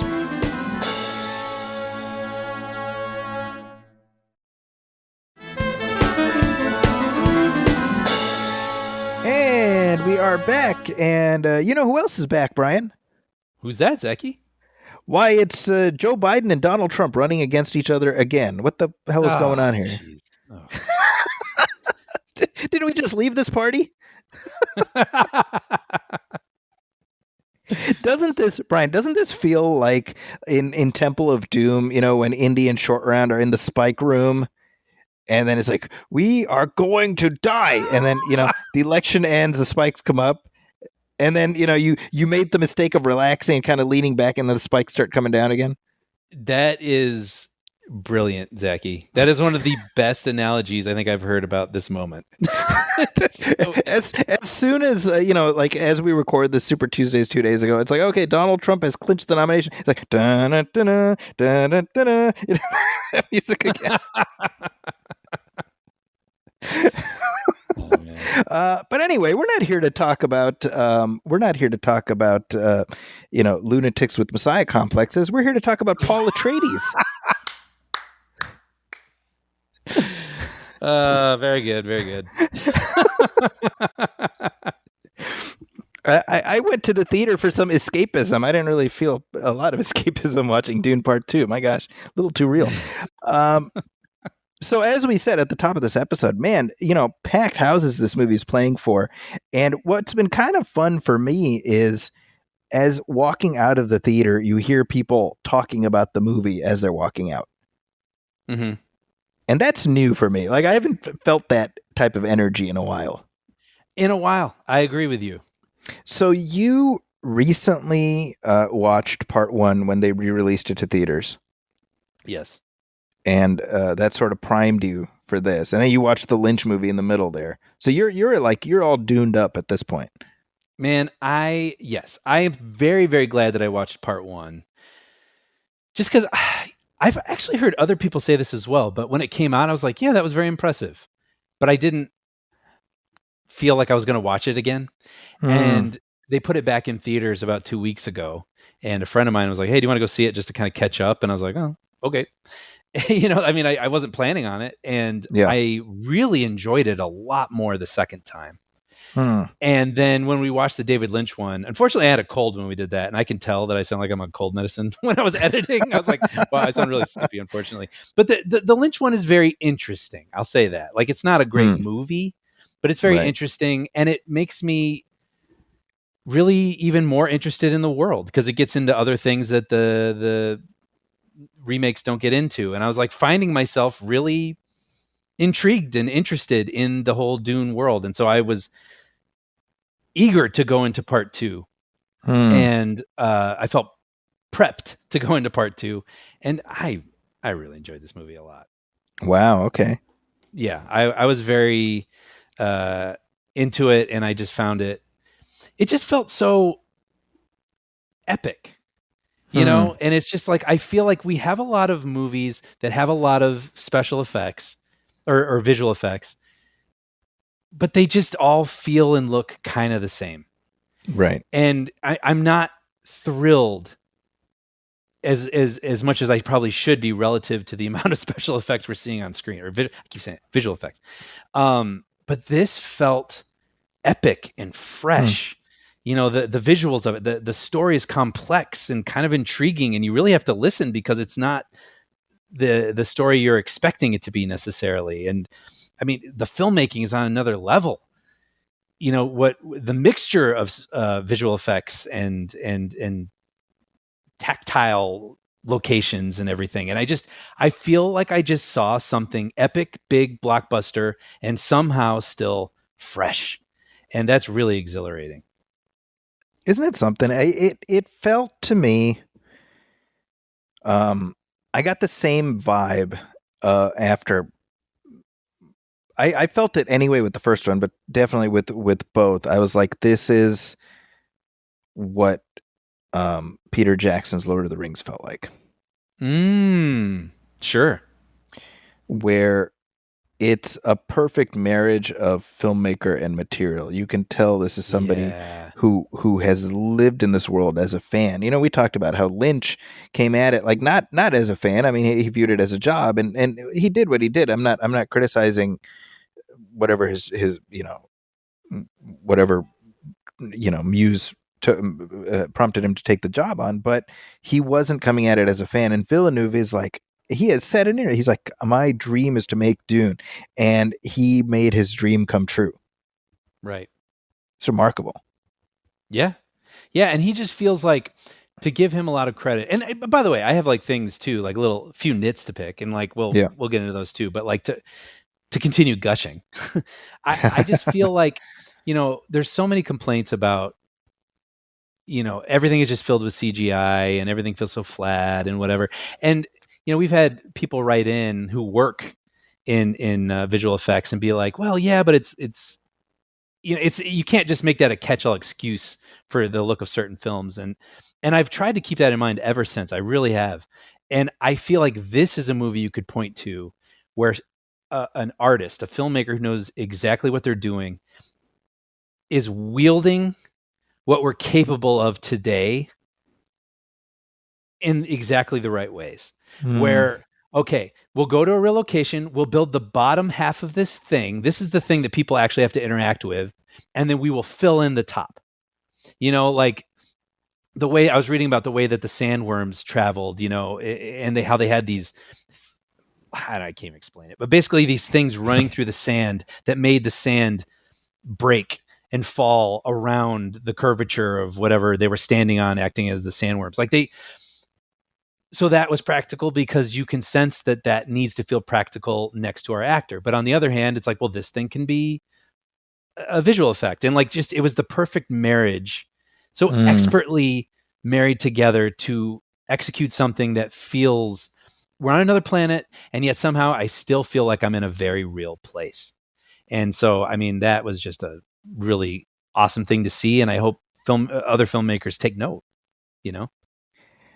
Yeah, no, I think exactly. And going back to what I was saying before, I mean, that's what Jackson did with Lord of the Rings, right? He knew how to marry the practical and the digital. Yep.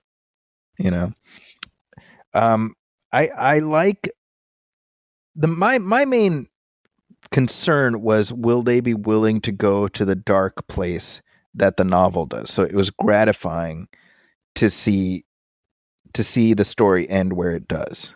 Mm-hmm. And the great thing, here's the thing, right? Like, it's funny because the exact same drive that prompted the movie 40 years ago to not go there, which is, oh, audiences won't accept it, has been disproven 40 years later. Because this is the one you're going to remember. You're going to remember how it made you feel uncomfortable. Just like, one of the greatest endings of all time is when we see the door slamming on Kay's face at the end of The Godfather. Mm-hmm. And this is comparable to that. Yeah. Definitely giving the story room to breathe allows us to get to here, navigating Paul's own fears about what could end up happening. I think it makes it the ultimate tragedy of the character, not just in this book, but as we in the subsequent ones, is that he's trapped in a box of his own making, Mm. and he is a tragic figure, and that's what makes him interesting. And so, to me, what I love, number one, I'm like Dune Part 1, Dune Part 2. They have completed the book. That is done. And if we don't go a frame past it, that's fine, because you finished the book. Mm-hmm. But the great thing is that there is more story they can tell, and I do hope they get the chance to do it. It feels like at this point that they likely will, right? Yeah. Well, this the other thought I had as I was watching, certainly yesterday on my second viewing, I was like, man, this movie would not have even gotten greenlit in the Zaslav era. Yeah. Sure. Right? I mean, Sure. it had everything going against it. It's, when you think about it, Villeneuve just happened to land in terms of chronologically where this movie got greenlit. He got one in under the fence, Right.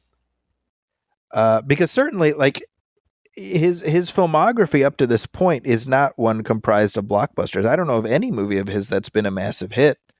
Mm-hmm. Mm-hmm. Blade Runner was a pretty big flop. Right.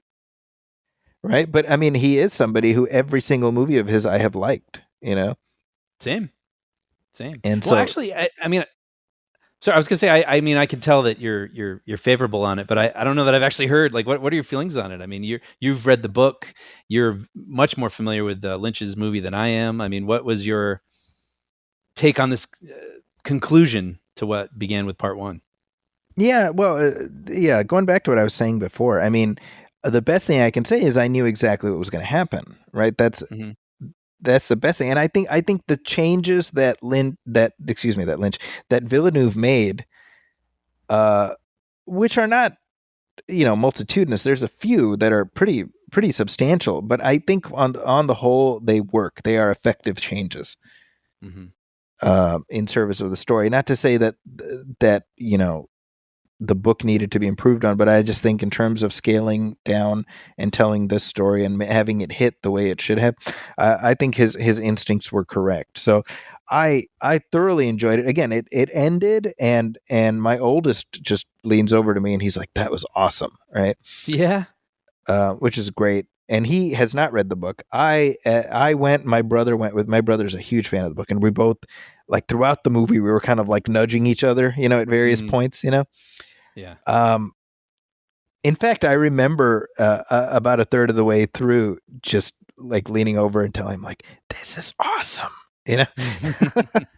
So Yeah. I absolutely loved it. I think the ending is one that is very powerful, and it really stays with you.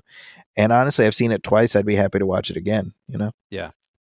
Yeah. No, I've as soon as it ended, I mean, it's so much, and I think there's probably a lot that I missed just because I was so excited about what I was looking at on the left side of the screen or something. Yeah. I definitely plan to check it out another time when I can find the time.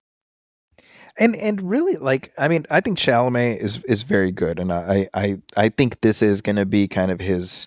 He's going to have a very long, lustrous career, but I think this is going to be one of those performances that it defines him for the masses, and I think it's a good role to be identified with. Yeah, and even having the years between them, I think really helps, because the I agree. journey that he goes on between let's call it this one story over 2 movies, but he is sort of more boyish Mhm. in the first one. And it's, when he has to rise up and become a bit more, in front of the masses as he does in this one, I don't know that I could imagine that kid in the first movie doing that. Yeah, I agree. But then by the time you get to that moment, in the second half of this film, I was like, whoa. Right. I was convinced. I was convinced. I definitely agree with that. I also I really liked Javier Bardem in this. Yeah, he was terrific. Right, really, just a great character. I loved Brolin. I was glad that we got to get a little bit more focus on his character, and Rebecca Ferguson kind of taking a sinister turn. I thought that worked pretty effectively as well. Totally. Yeah, I mean, I don't have any major complaints, and like you said, we can certainly pick some nits, but I figure we can do that in the spoiler section, right? Yeah, let's do it. All right, so it's 2 thumbs up from us, but let's talk spoilers right after this. Spoilers. All right, Brian, what are you going to bitch about now? No, I want to say, now that we're talking more specifically, I love where it just sort of picked up, seeing them being hunted in the desert. Yeah, like literally right after the first one left off. Yeah, I love that, and then it's like sort of like his immersion into the Fremen, and it's. I love that the movie can be as long as it is, so we can take our time with these sort of things and experience, seeing some of them like kind of doubt him, but Zendaya's like, well, I don't know, there's something about him. Like I just enjoyed all of that sort of stuff. I think if I had a nit, I would say it might be whenever it was cutting to Batista and his pursuit. Mm-hmm. Yeah, I felt like all that felt a little perfunctory. I think that's valid. Yeah. Right, like it felt a little bit like just checking because we have to. It's like we got to remember that there are bad guys in pursuit. There are antagonists, and it would just sort of check in and he'd be like, "Where are they?" And the guy's like, "I don't know." And he's like, "Then I'm going to kill you." And then it would just like cut away, and then it would cut to Dave Bautista slamming somebody's head into a console. Right. Yeah, and I found every time it cut to them, it almost felt like an obligation just to remind us that they were villains. And I kind of wish we had gotten just a little bit more into what Bautista's character might be feeling or experiencing, or like he, at some point, like him and Austin Butler's characters are a little bit at odds. And I think digging in a little bit into how does he feel about that? Like I wouldn't have minded just like a teensy bit more. By the way, speaking of Austin Butler, aren't you secretly kind of hoping he's talks like Stellan Skarsgård for the next year and a half? Well, when a character inhabits me, it's hard to shake.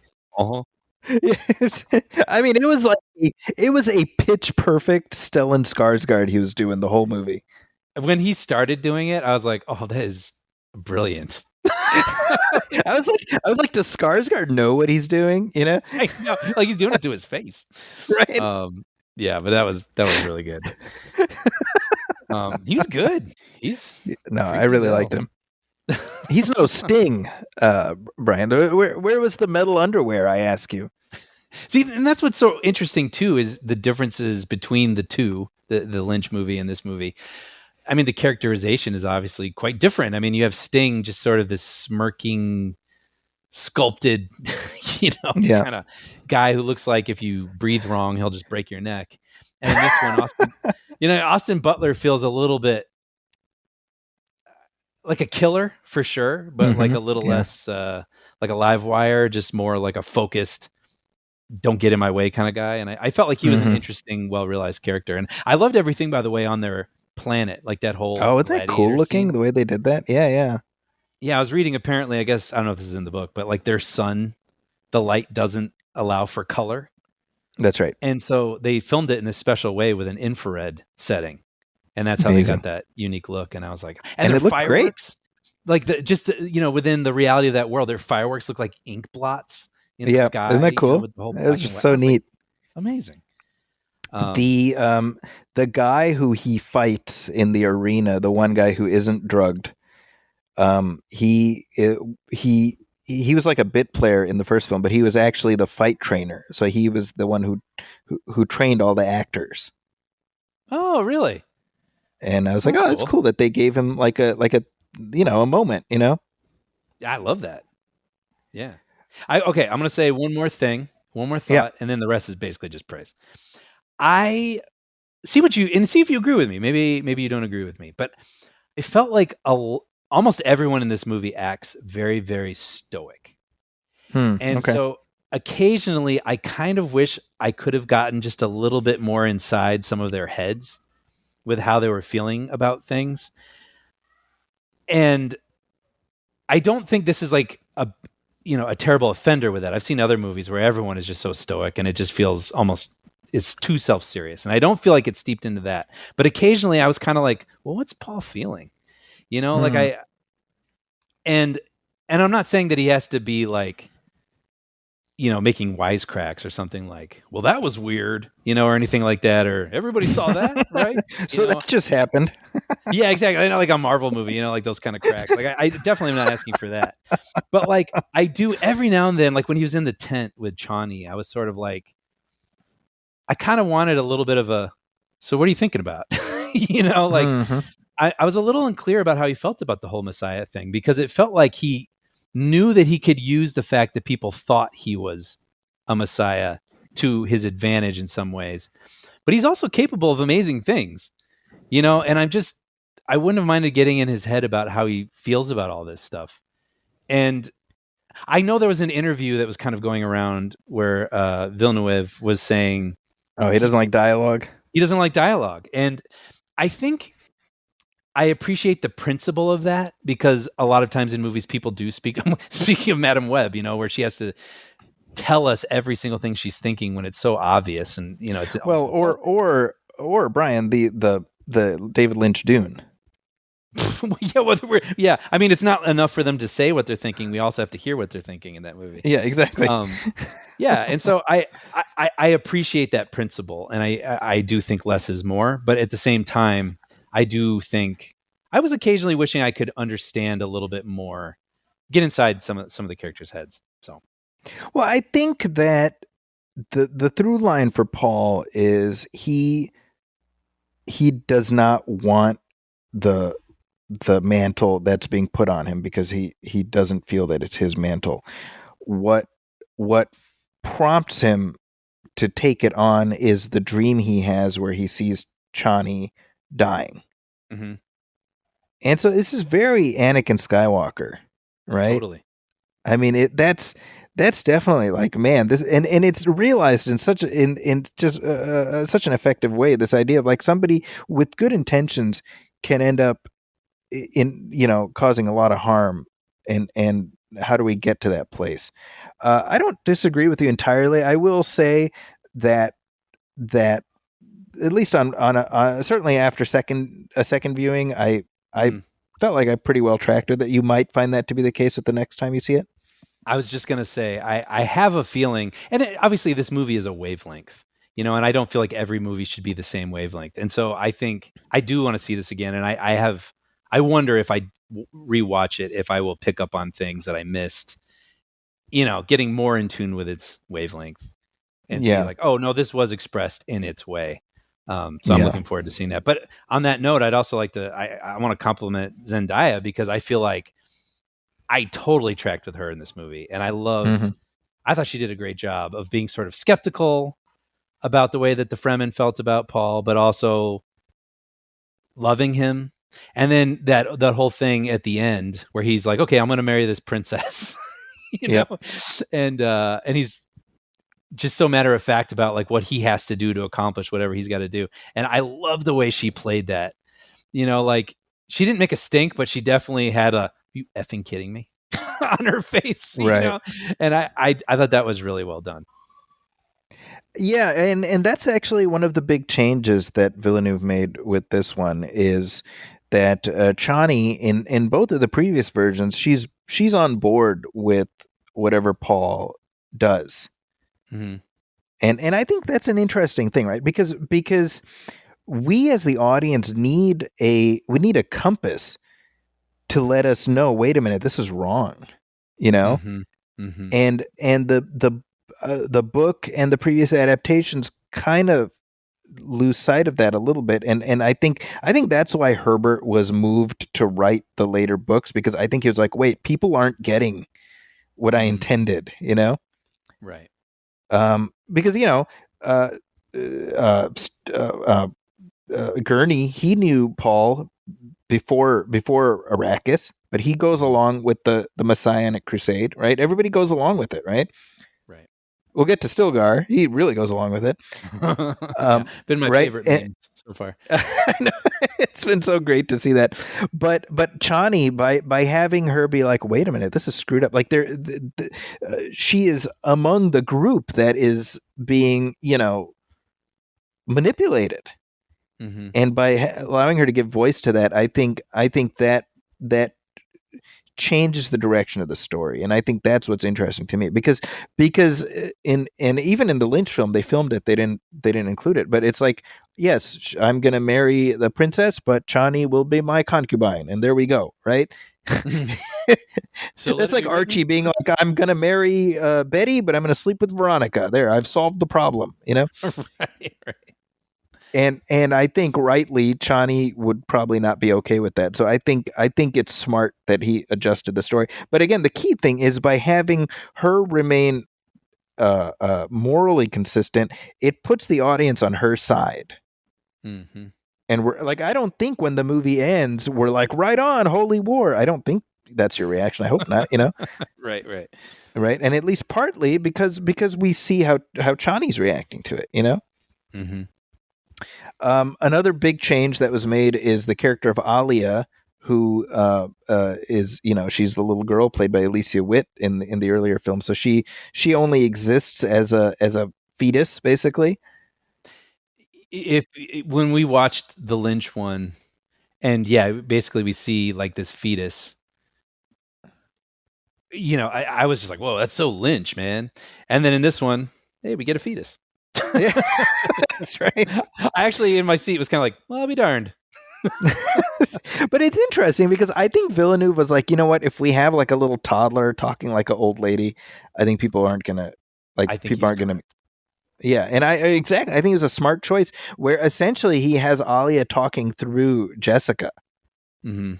Mm-hmm. And that's she so much more touches her effective. stomach, and it's just like she wonders why you're thinking this, and it's like, oh, yeah. I can wrap my head around that. I think most people can wrap their head around that. Well, and I would say even like those moments where Jessica gets like super dark, I feel like that's probably Alia talking through her. That's my sense. I could be wrong. Mm-hmm. We do get a glimpse of her played by Anya Taylor-Joy. So if they do end up doing the next one, we know that presumably she'll be back playing the adult version of Alia. But I think that was a smart choice for the reason that I just said. But also, in the book and the previous versions, it's Alia who kills the Baron. And I think giving that beat to Paul is probably a good idea just in terms of the narrative. Mm-hmm. Sure. I think that made sense overall. Revenge for his father. Yeah, exactly. Yep.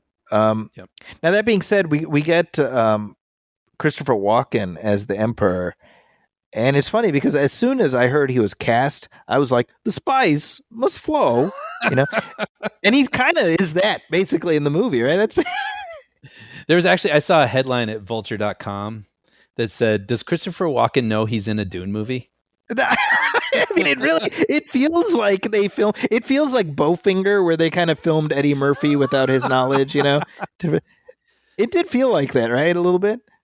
I'm sort of two minds of it. I mean, it's impossible. Like I didn't mind it, but I was gonna say it's impossible to separate Christopher Walken from anything he's playing. I think these days because he's become like the go-to person who gets impersonated, and at the same time, whatever sort of uniqueness and kookiness we immediately identify with Walken is instantly applied to a character we otherwise don't know a lot about, who is the emperor of the universe. So without a lot of information from the movie, we can immediately go, oh, okay.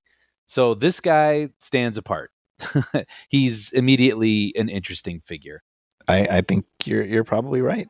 you know. Yeah. By the way, this is a fun fact. I had meant to mention this in our Dune 84 commentary. Did you know that Charlotte Rampling, who plays the Reverend Mother, who for the Emperor, she was offered the part of Jessica in that 84 version. Oh, I didn't know that.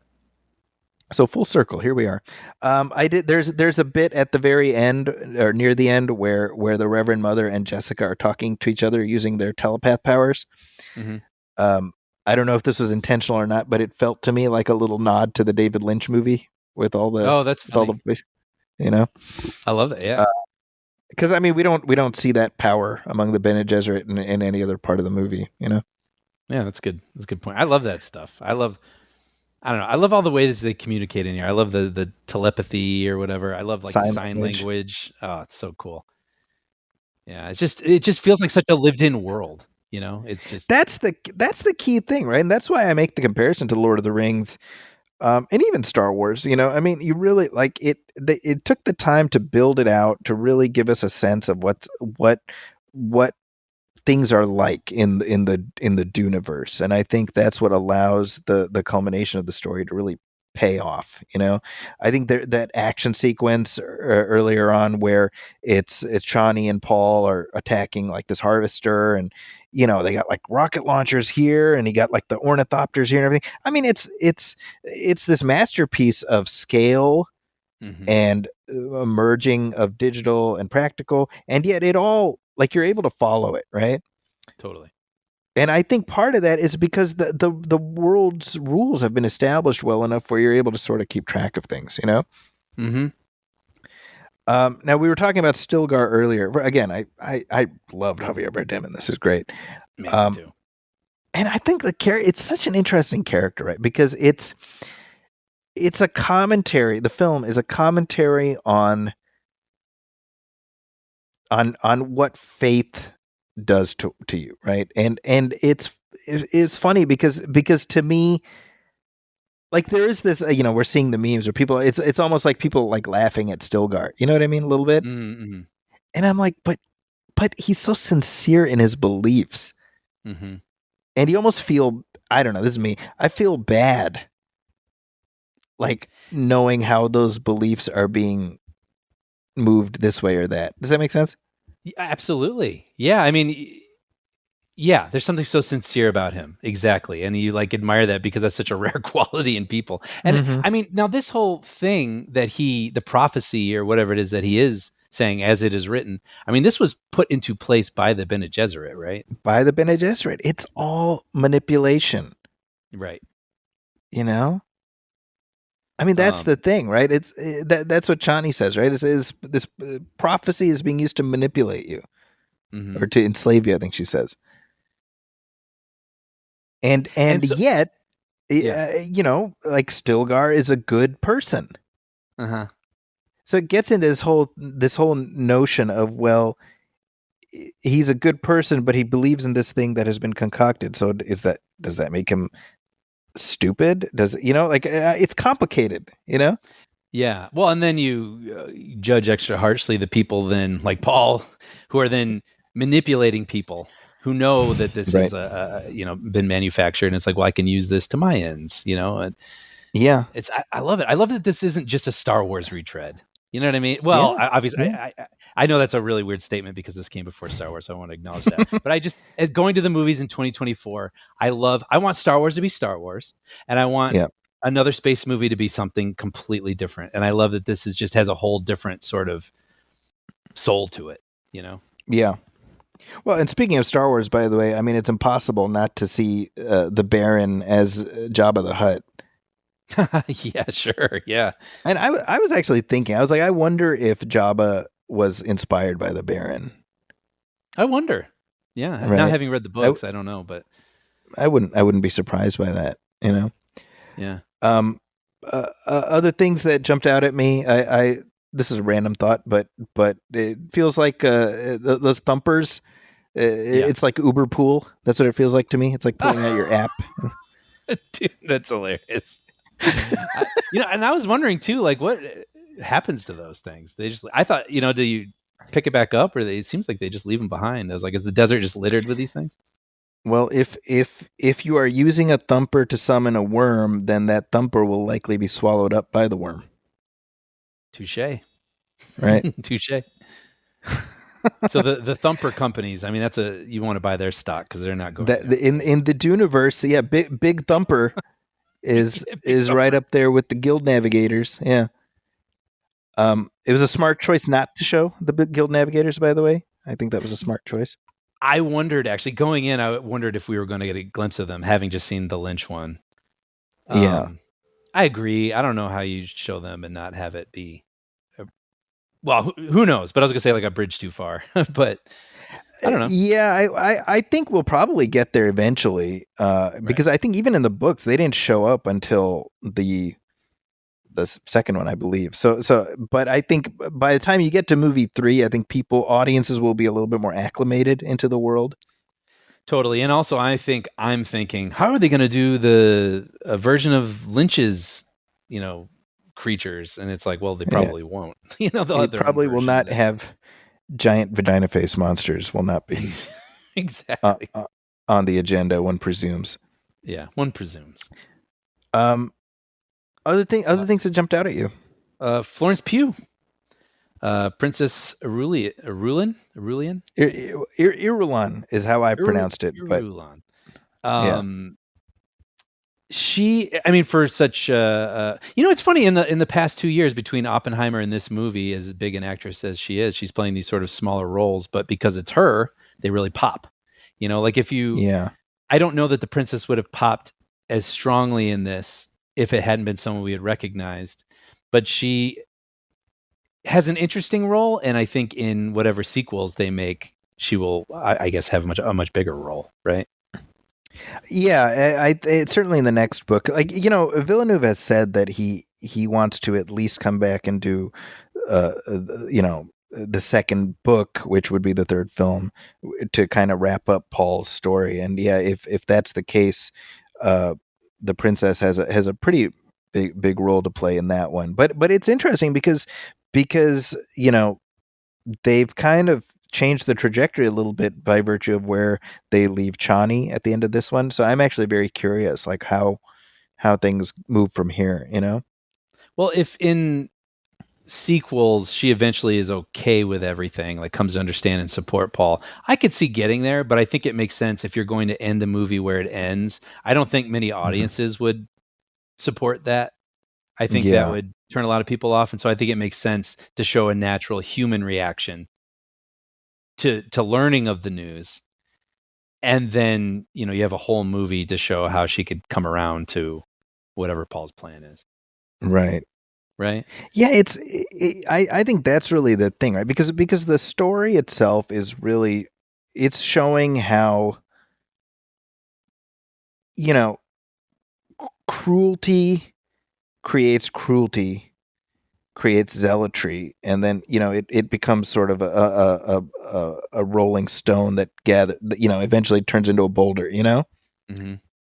And I think that's really, I mean, this is me, right? As I'm watching and I'm seeing the Harkonnens just laying waste to Siege Tabar, I can't help but think about Gaza and what's happening over there. Mm. And obviously, this is not the intention of the filmmakers, but this is sort of what films can do. They can speak to these historic moments, and there is a truism about humanity, which is that when we inflict cruelty on others, what do we think is going to happen in response? And it will never stop. When are we going to learn? Right. And I think stories like this have the capacity to shine a light on that. Hopefully, maybe, I don't know. Mm-hmm. I mean, obviously, not trying to get too political, but how can we not show empathy towards other people? Yeah, and don't you love stories that force you to make those comparisons and think about those things? And I love that. And it's coming from a book that's many decades old. And it's just there's still it's the best of science fiction, right? I absolutely agree, and I think, by the way, that's why I feel like Villeneuve kind of just got away with something here, honestly. Mm-hmm, while no one was paying attention, Right. And if they do end up doing a third one, I hope to God that Warner Brothers just leaves him alone and lets him do his thing. Yep. There's even this television series, right? That's supposed to be coming out, or it's like a streaming series. Which one? It's called Dune Prophecy. You haven't heard of this? No. Yeah, it was originally called The Sisterhood, but now it's called Prophecy, and it's going to be late this year. And it says here it's set 10,000 years before the events of Dune. The series follows sisters Valia and Tula Harkonnen as they combat forces that threaten the future of humankind and establish the fabled sect known as the Bene Gesserit. Mark Strong. Wow, okay.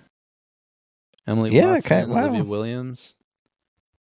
Wow. So okay. Warner Brothers is no doubt hoping for Star Wars, level of universe building. Yeah. Well, and there's just so much going on. I mean, even the Leia Seydoux character, and where they're like, we're creating a backup. Like we're backing up Austin Butler's DNA or whatever in case we need to use. Like, there's just so much going on, and it feels like a book in that way. It just feels like Absolutely. there's a lot of a text, and it honestly, I had not felt compelled to read these books before, but after this movie, I was like, no, I'm in, and I want to keep going with this story, and it made me go to Amazon and order the first 3 books.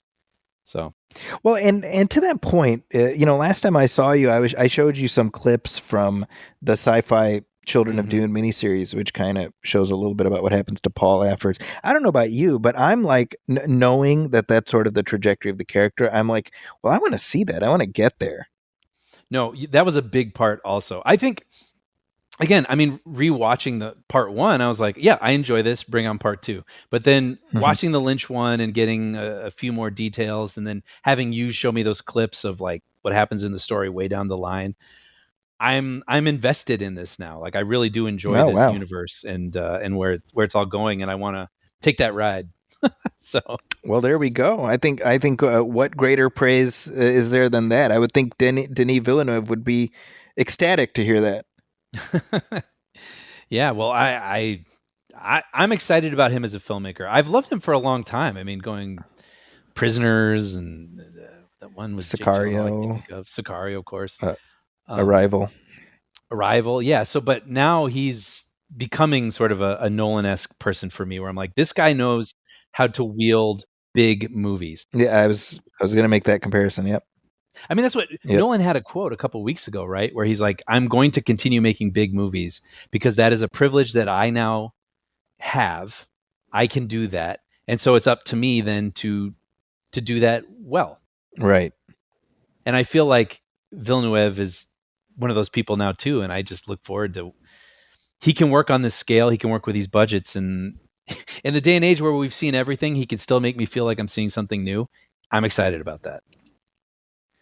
Well, and you're talking about Christopher Nolan. Obviously, he was blown away by this movie. Oh, I hadn't seen. Yeah, he has a quote. He says, "For me, I don't think it says too much to say that if Dune Part 1 was Star Wars, this to me is very much The Empire Strikes Back, which is my favorite of the Star Wars films. I just think it's an incredibly exciting expansion of all of the things you introduced in the first one." Wow. High praise. High praise. And I will say though that reminds me, when it ended, my brother turned to me and he's like, "Oh, so they're not done." And having not read the book, I thought, I don't know if this is where the book ends, because it does feel Empire Strikes Backy, where like there's still conflict and there's still like, well, now what? And I went to Wikipedia. It turns out that is where the book ends. And but I love it. Like you said, it's there. That's the book. Yeah. And hopefully, though, we'll get to see a sequel that does the next book, because as you told me, I mean, these go on for several more books that span thousands of years. So there's a lot more story. Right. There's a lot more story, and the the interesting thing is that the next book picks up about a decade or so later. So like the war has happened in between. Oh, okay. And that's something I wonder about. Like by the time, sorry, I don't think this constitutes a spoiler. When we come in, Paul is the emperor of the universe. Oh, wow. Okay. That's book 2, right? And so my question is that a choice that Villeneuve was going to make, or will he want to, you know what I mean? Will he maybe tackle the very end of the war so that we see him ascend to the throne? I don't know, but if you think of, if we think of Dune as The Godfather Part 1 and 2, think of Dune Messiah as The Godfather Part 3, where Michael Corleone comes to term with everything that has happened in his name, Right.